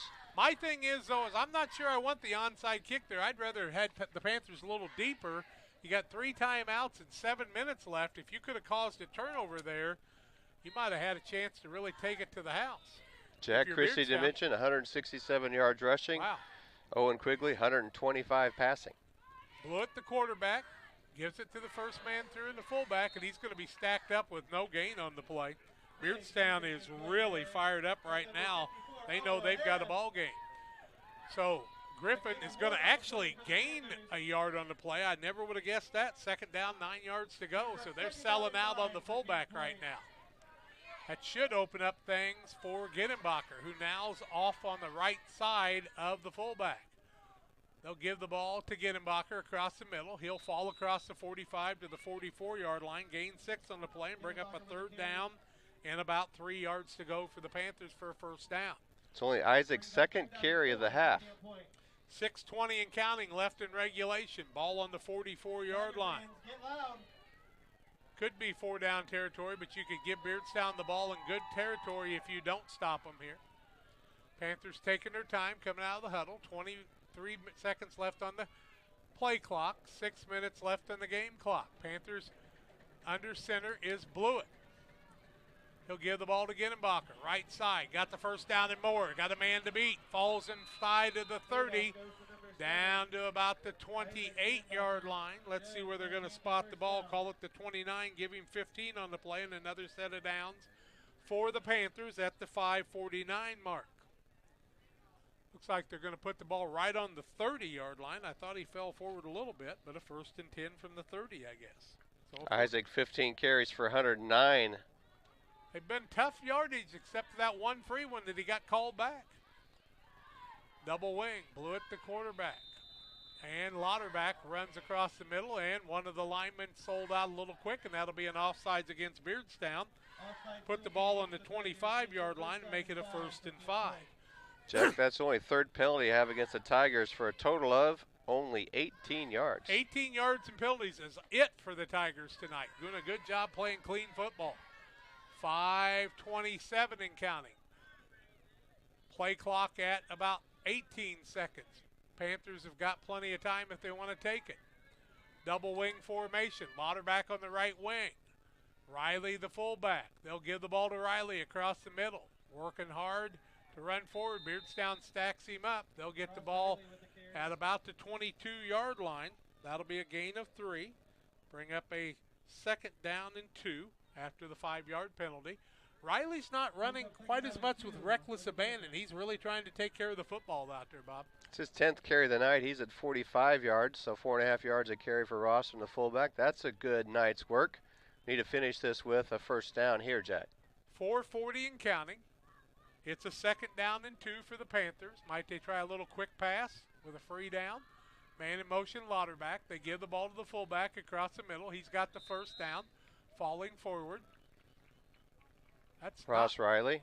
Was that Riley? I thought it looked like a different running back that time. You see the yellow shoes? Yeah, he was the last one Okay, up. Number 1, okay. Ross Riley. I think a gain of 5. Yep, give him a gain of 5. Put it out to the 17, 1st and 10. 4:20, clock moving. Panthers back to the line of scrimmage in a little bit more of a hurry than they need to be.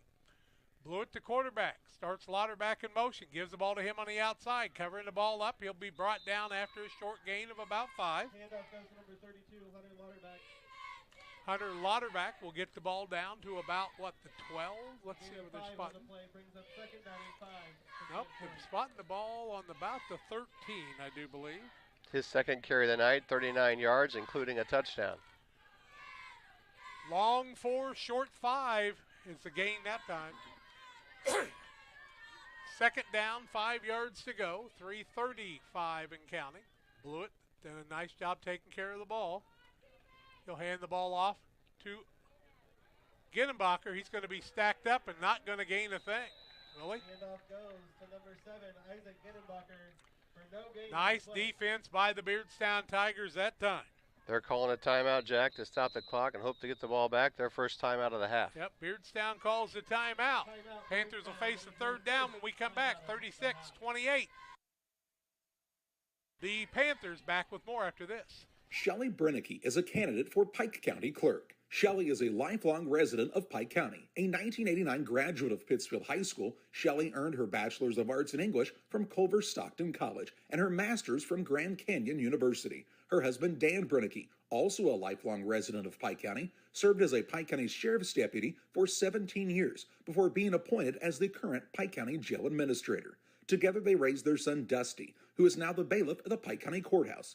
Shelley has been a high school English teacher at Winchester High School since 1998. Stemming from farming folk, she understands hard work and perseverance. Shelley's desire to serve the community in the Pike County Clerk's position is fueled by her service-minded attitude, diligence, conscientiousness, and dedication. She believes Pike County deserves the best in their elected officials, and that best can only come from a servant heart. She would appreciate your vote on Election Day, November 8th. Follow her on Facebook at Shelley Brennicky for Pike County Clerk. Paid for by Shelley Brennicky for Pike County Clerk.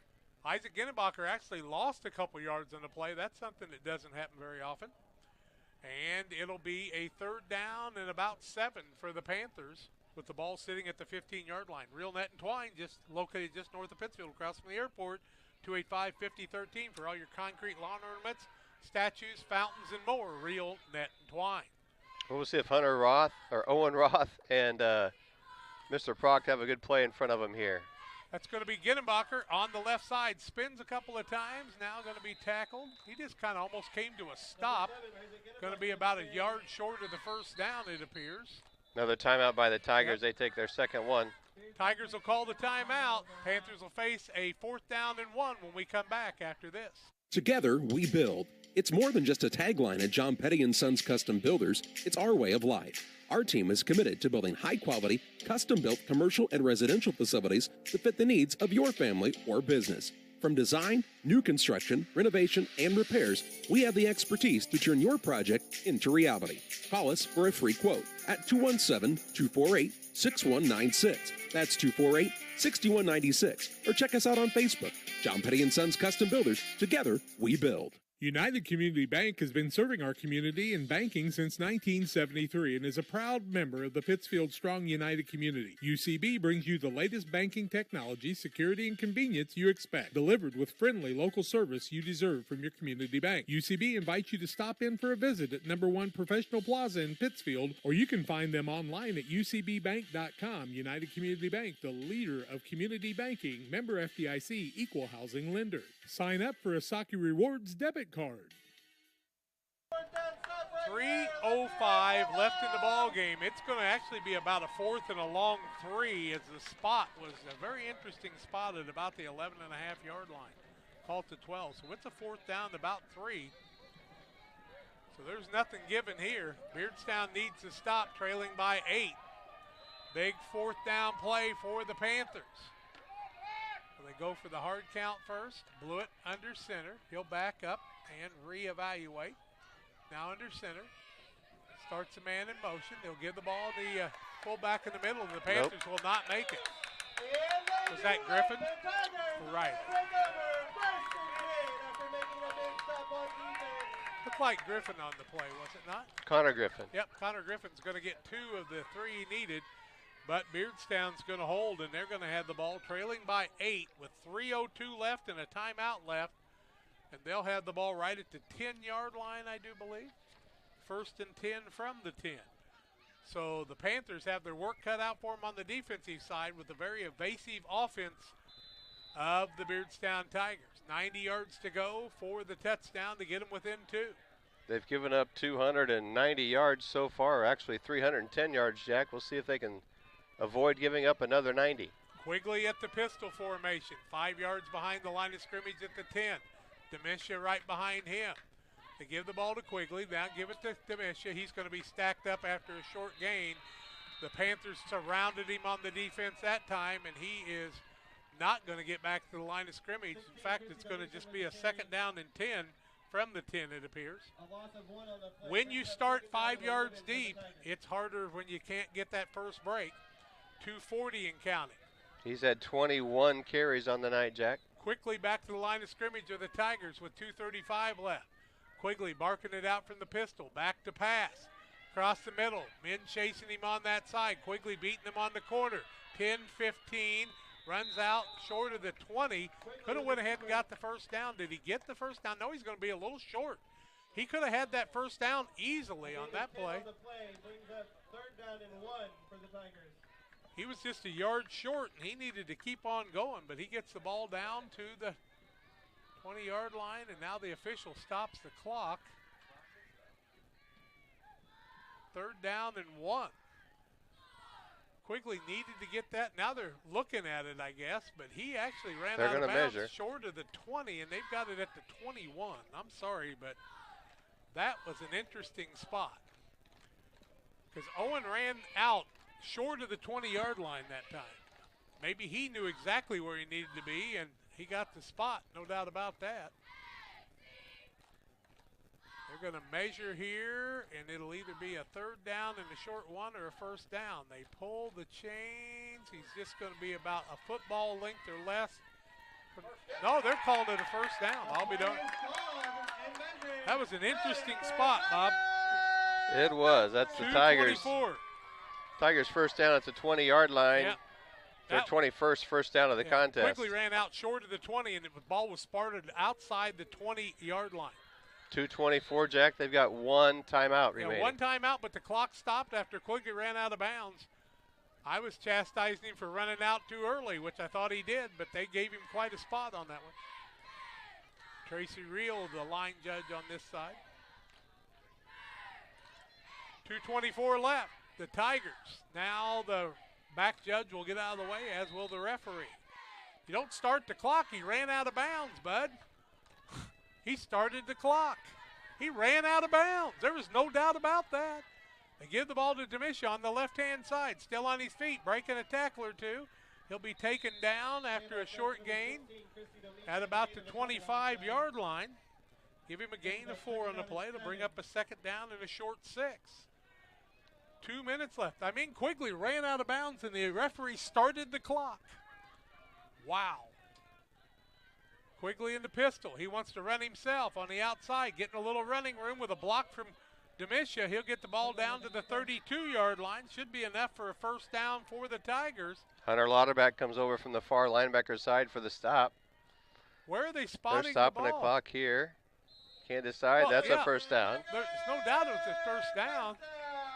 Now they move the chains. The officials are having a little trouble with the administration of it now. They're doing the right thing here, stopping the clock.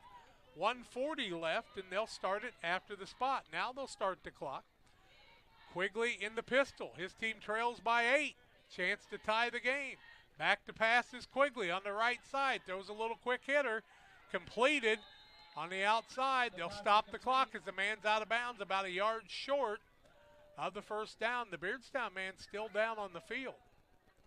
I think they stopped it for an injury on the far side. I don't know if he was out of bounds or not. I think he went out of bounds. Should be a 2nd and 1, and they need to go over and take care of that young man. He's still down on the sidelines. Who was the man that caught the pass? We have not been able to see his number. Is Heller out there? Now there's McClinning. I do not see number 8 in Heller. or two. Could be Ethan Heller. Could be Lucas Dementia. Yeah, Heller's there's out 8. there. Mm-hmm. I'd say it's Dementia down on the side. Don't I see see the Thomas. number 2. Don't see the number 2, do you? So Dementia is the man down on the sidelines, and that's not Christie, but Lucas Dementia. This was his 6th reception for 48 yards. Now they'll go over on the other side, take care of him. And we've got a timeout on the field. We'll take the break here. 6-28, the lead for the Panthers, hanging on by a skin. Back with more after this. Dear Western Grain Service is your progressive feed and grain resource for Western Illinois. They offer a full range of feed products for all species and many grain merchandising opportunities with locations in Golden, Paloma, Mount Sterling, Clayton, La Prairie, Liberty, Industry, Carthage, and Blandonsville. For more information, call Dear Western Grain Services 696-4461. That's 696-4461, or on the web at dearwesterngrain.com. Live action here. Lucas Dementia with a very tender right ankle here. They were carrying him before. Now he's putting a little pressure on it. Now they'll carry him off the rest of the way. And everybody say a little prayer for Lucas Dementia here. And let's hope he's just fine. Caught the pass. Left his team 2nd and 1. Stopped the clock. And the ball now on the 40-yard line. 2nd and 1 with 1:27 left. Beardstown still got a timeout left.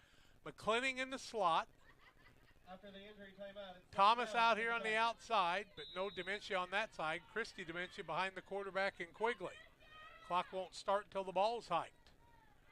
Quigley the quarterback. What a game Beardstown's played tonight. Quigley back to pass. Throws a sharp pass across the middle. It's caught.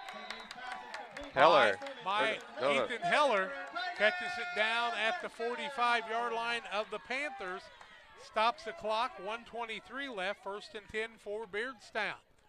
Now they start the clock before the men were actually set. Cost Beardstown a little bit of time. Quigley in the pistol formation. He'll roll to the right-hand side. Can't get loose. Quigley's not hit. Ball downfield. Going to be tipped away by the Beardstown Tigers. Defensive man had a shot at the interception, and a nice job by the receiver that time tipping it away, so Camp Point Central couldn't pick it off. Gavin Graves back in coverage, kind of isolated all the way back to about the 5-yard line. Quigley can throw the ball the distance, can he not? Wow. Well, he threw that about 45 or 50 yards, Jack. 1:06 to go. Yeah, 1:06 left on the clock. It's a 2nd down and 10 for Beardstown from the Camp Point Central 45. Don't have enough men on the line of scrimmage that time, kids, and that'll be a penalty. There's a flag on the play. Yep. You got to have 7 on the line of scrimmage. Illegal procedure is what the call will be. Moving back 5. I don't know that that hurts them that much. Takes the ball back to the 50-yard line with 1:05 left.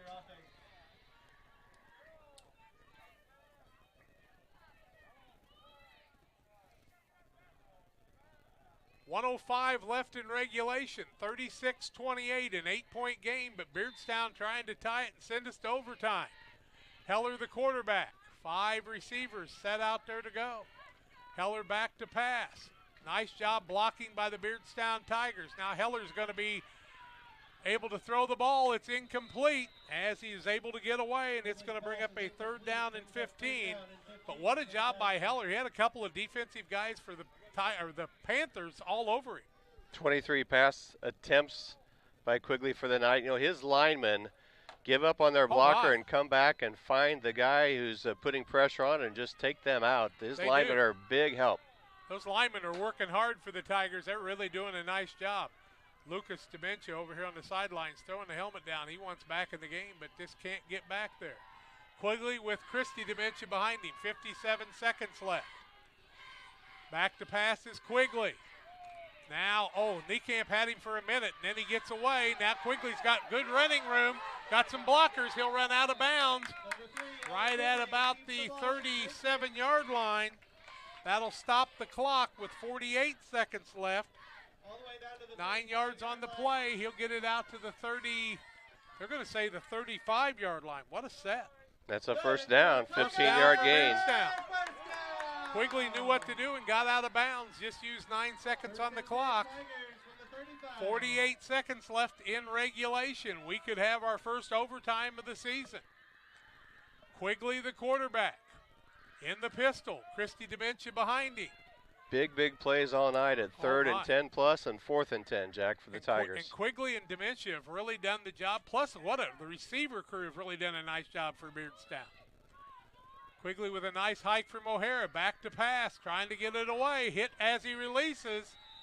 And an incomplete pass. Second and 10. From the 35 for the Tigers. Clock's still running. Got to stop the clock. Should be 41 seconds left on the clock. I think 41 would be correct there. Not 47. It was 48 when we started. Should be about 41 seconds. Just 3 off right now. Where are they going to put it? The referees are not telling him where to put the clock. That's the problem. It was 48 seconds when we started. Here we come. We're going to get a change here on this lineman here. Back judge giving us a number. But they're not telling the guys up here. There was 48 when we started. It was 48 when we started, boys, and they're still trying to figure it out.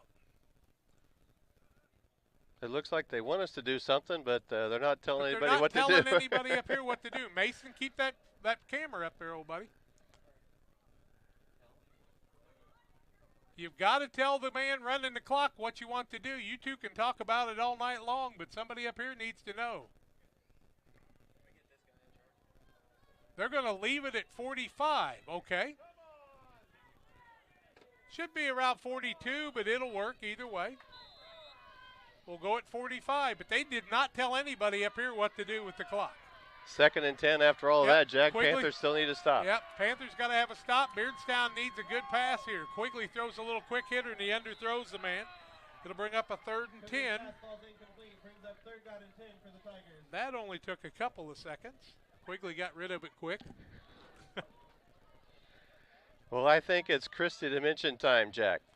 Christy Dementia, you know, you throw him a little swing pass here, he could cause all kinds of trouble out in the flats.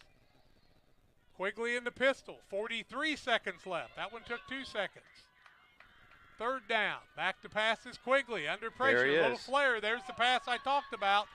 Quigley going to be taken down short of the 1st down. Clock will continue to run, but Elliott Craig wants a timeout. 33 seconds left. Ball's going to be spotted where, Bob? Well, they're still maneuvering it, Jack. I'm going to say they are going to be at the 27-yard line. Wow, good spot again. 8-yard gain, going to bring up a 4th and 2. We're going to keep it right here because who knows what's going to happen. He was tackled on about the 33, and they spot the ball on the 29. I think it's at the 29, Bob. Looks like that is right. They did move it back. Yeah, I was going to say that was too good of a spot. Now 4th down and about 4 yards to go. 33 seconds left. And Quigley's not going to just look for 4. He's going to look for 6 as far as I'm concerned. Well, the Tigers are out of timeouts. Yep, they've called their last timeout, so they got to go for the gusto here. They can get a 1st down. That'll stop the clock for them to reset. They've been going sort of no huddle, but not really right back at the line of scrimmage, so it'll take them a few seconds to get ready. 33 seconds left, 36-28 on the Trucks LLC scoreboard. Mason, keep that camera up for us, old buddy. 33 seconds left. Quigley and company with Christy Dementia without Lucas because Lucas is on the sidelines, I believe. He's walking on the sidelines now, though. He wants back in. Watch for Heller, Jack. He's made a couple of big catches for him already tonight. They have been able to beat the defense behind them. Let's see if they can do it one more time and tie this one up. Quigley rolling out to the left. Throws the ball across the middle. What a catch. What a catch that time by Elijah Thomas. Holy cow. Clock was stopped with the 1st down. 28 seconds left. And they need to set the ball and get the clock rolling again. But they have not set the ball. Now they start the clock. Where is the ball? 18. 18-yard line, 1st and 10. 18, 17, 16, 15, 14, 13. Quigley trying to outrun everybody. Now he's going to try to run out of bounds, and he will with 7 seconds left. And where was he run out of bounds at? 16-yard line. Well, watch that because we don't know that for sure because it seems like it has a tendency to move. 16-yard line, 2nd and 8. Big thing is there's 7 seconds left, and they need 16 yards in the score.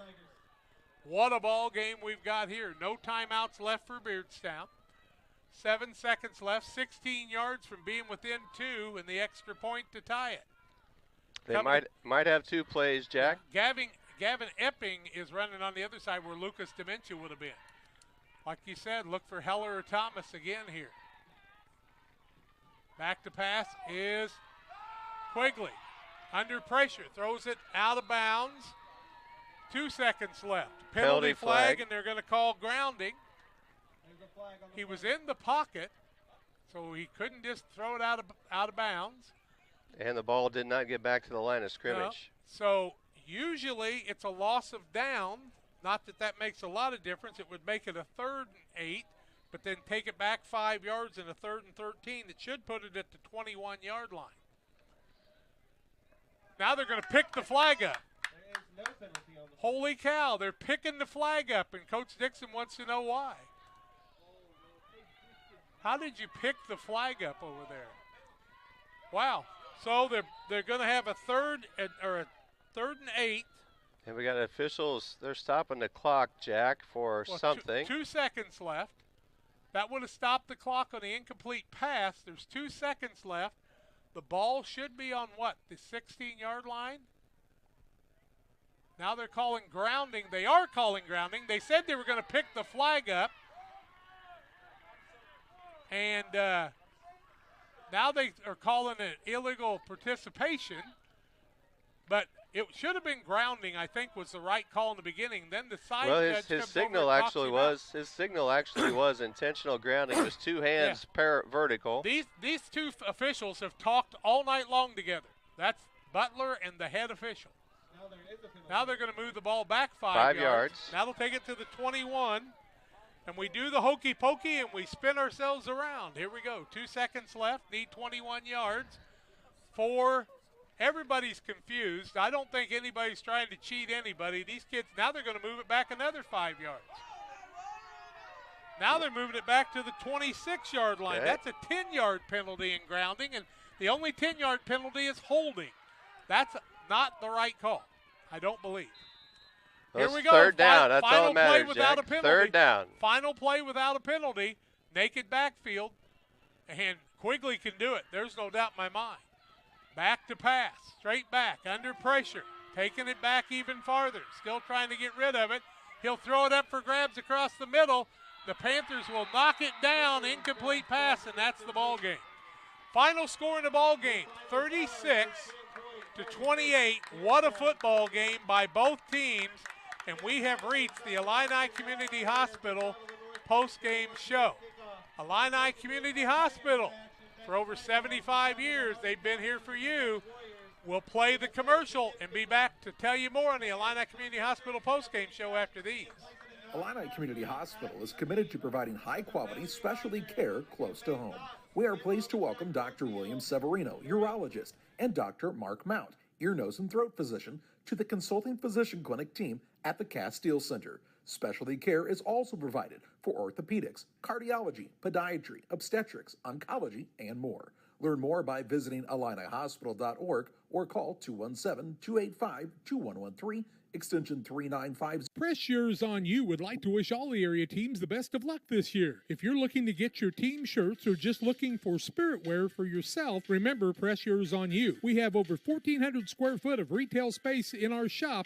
Stop by and see us and check out our offerings. Business lets us help you promote your brand. Decoration methods we offer include screen printing, embroidery, and laser engraving. Thank you to everyone in our community for the support over the last 16 years. Thank you for supporting local. Press Yours On You, 506 West Wood, Camp Point, Illinois.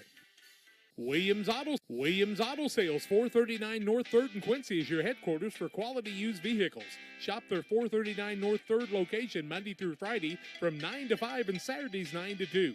Check out their inventory of WilliamsAutoSalesQuincy.com or call Tony the Truck Guy at 217-223-3325. Williams Auto Sales, 439 North 3rd in Quincy, wishing the Panthers the best of luck this year. Give them a call at 217-223-3325. Williams Auto Sales. Hi, this is Clint Weir. As a law enforcement officer, you trust me every day to fight for justice and seek the truth. You trust me to serve your family and your friends with compassion and understanding. And most importantly, you trust me to lead Pike County with grace and dignity. Now I'm asking you to trust me once again. My little brother, Gage, is running for Pike County Treasurer. As Treasurer, Gage will continue to fight for transparency and fairness to ensure that Pike County continues to be the best place to live and raise a family.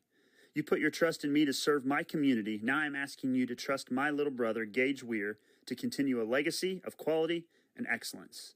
Vote Gage Weir for Pike County Treasurer this November. Paid for by Gage Weir for Pike County Treasurer. It's time to say Pepsi, Back please, to live at action. your Final local score of the county ball market. game, 36-28. Refreshment services, Beardstown Pepsi had and gotten County it all the way Market. down to Your the best value for 16-yard delicious line. drinks Had to get ready a for few every seconds game. left to make a play, Stop but by just your local had county an market to pick intentional up your grounding favorite call Pepsi and then a products couple today. interesting calls Stock towards up for the end your of the next game family there. get-together. But, Refreshment we're going services, to be here to Pepsi wrap and it up. County You have Market reached the for the Illini best price Community around Hospital on all your postgame Pepsi show. products. You love them when they've got them at County Market. Stop by today and say, Pepsi, please, at your local county Primary and market. specialty care, emergency medicine. Illini is here to serve you and your family. Learn more about their services at IlliniHospital.org. On the Trucks LLC scoreboard, the final score 36-28. Trucks LLC, for all your diesel repair needs, call Trucks. Trucks is currently operating with mobile service units only at this time, as their new building is being constructed in the industrial park in Pittsfield. Trucks looks forward to helping the local community with all their diesel needs. Call Trucks at 217-922-0044, and be sure to like Trucks on Facebook. Bob, you want to wrap some scoring up for us first? Scoring occurred throughout the contest, Jack. We had points scored every quarter tonight. It began the first quarter at the 9:12 mark. Isaac Ginnenbacher, 9-yard run, and also had the carry for the 2-point conversion. At 4:30, Hunter Lauterbach, a 34-yard run, 2-point conversion. Gavin Blewett passed to Carter Eiler, put the Panthers up 16-0. Right away, though, the Tigers turned the momentum back with Chrissy Dominion, a big kick return, and then a 40-yard run on a one-play scoring drive. The run failed, 24-6 for the Panthers lead at that. 16-6 for the Panthers lead at that moment. In the second quarter, after Drew Pavin had an interception, he had a 3-yard run at the 7:24 mark. The run failed.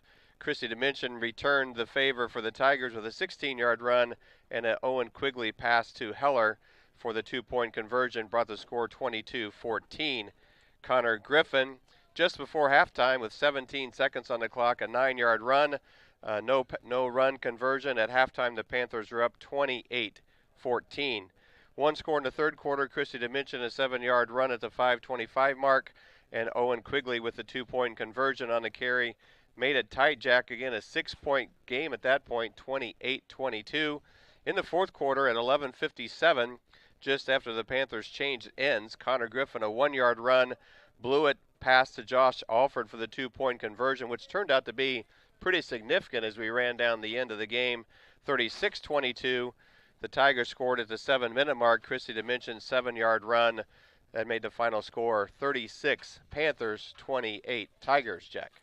Well, we're going to take a break on the Illini Community Hospital postgame show. We'll, of course, name our Derek Harris, Edward Jones player of the game. We'll also have some final stats and some others, so won't you give a listen right now to some of our sponsors. We're back in just a couple of minutes. If you're near retirement or thinking about retiring, you probably have questions. How do you make your savings last? How much should you take out and when? You're ready for retirement, but are your finances? Your Edward Jones financial advisor, Derek Harris, can help you build a strategy to help your finances keep up with your needs over the long haul. You've done what it takes to get there. Now it's time to make the most of retirement. Stop by the office at 18. The caring and experienced professionals at Hamilton Funeral Homes are here to support you through this difficult time. We offer a range of personalized services to suit your family's wishes and requirements. You can count on us to help you plan a personal, lasting tribute to your loved one, and we'll carefully guide you through the many decisions that must be made during this challenging time. You're welcome to call us at any time of the day, any day of the week. Visit our funeral home in person or on the web at hamiltonfuneralhome.com. Call 217-593-6517. Brian Dickut Trucking, LLC has been in business since 1995. Brian Dickut Trucking offers hauling of liquid and dry fertilizer, grain, rock, feed, lime, with local and long-distance hauling. Brian Dickut Trucking is located at 1878 East 2100 Street, Camp Point. Call them at 217-257-8302. That's 257-8302. Long dumps, short dumps, hoppers, and tanks. When you need it hauled, trust the experts at Brian Dickut Trucking, LLC in Camp Point. They deliver. If you're near retirement or thinking about retiring, you probably have questions. How do you make your savings last? How much should you take out and when? You're ready for retirement, but are your finances? Your Edward Jones financial advisor, Derek Harris, can help you build a strategy to help your finances keep up with your needs over the long haul. You've done what it takes to get there. Now it's time to make the most of retirement. Stop by the office at 1891 Main Street in Quincy, Illinois for a face-to-fact appointment. Edward Jones, making sense of investing, member SIPC. Welcome back on the Illini Community Hospital post-game show on Central Illinois Sports. Final score 36-28. Panthers hold on for their 7th win. Tough one for Beardstown, dropping to 3-4. My goodness, what a good job by the Tigers tonight, and they really put in a good effort this evening. Bob Ray's got some final stats for us, then we'll name our Edward Jones, Derek Harris players of the game. Very good. Thank you, Jack. Let's start with the Beardstown Tigers, who put up a whole bunch of yards tonight. I've got them down for 394 total offensive yards. 61 yards rushing on 12 carries by quarterback Owen Quigley. Christy to mention, their senior running back, 22 carries, 171 yards. So that's 232 rushing for the Tigers. And Owen Quigley on the pass tonight, 16 out of 28 for 162 yards. Jack, he just missed his, he was only 2 for his last 7 as the Panther pressure finally baked a little bit of added pressure to the Tiger quarterback. Lucas Dimension led the way with 8 receptions, 48 yards. They probably missed him on those last couple of series during the final drive of the game. Elijah Thomas, 3 catches for 48. Ryan McClenning, 2 catches for 15.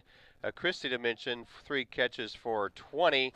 And Heller, 3 catches for 31 yards. The Tigers had 5 penalties, Jack. Only 28 yards in penalties tonight, but nearly a 400-yard offensive group by the Tigers. What sparked your interest about the Tiger offense tonight, Jack? I just thought they were so evasive all night long and broke a lot of tackles, and then the drive of the linemen. What a good job by the linemen tonight. They were tremendous. Let's move to the Panther offensive squad. 382 yards rushing, 32 yards passing, 414 total. Pretty even yardage for the two groups tonight, Jack. The Panthers' leading ball carrier for the number of carries, 34 Connor Griffin, 18 rushes for 112 yards, followed by Isaac Genenbacher, 17 carries for 111. Fullback Ross Riley, 11 carries for 50.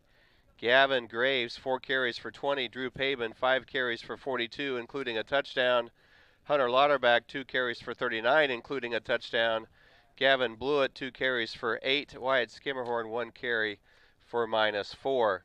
Gavin Blewett passing tonight, he completed 3 out of 5 attempts for 32 yards. 3 yards, Carter Eiler, Josh Alford, and 26 yards. A big catch that turned out to be pretty pivotal early in the game to Mason Miller, 26-yard reception that led to a Panther score.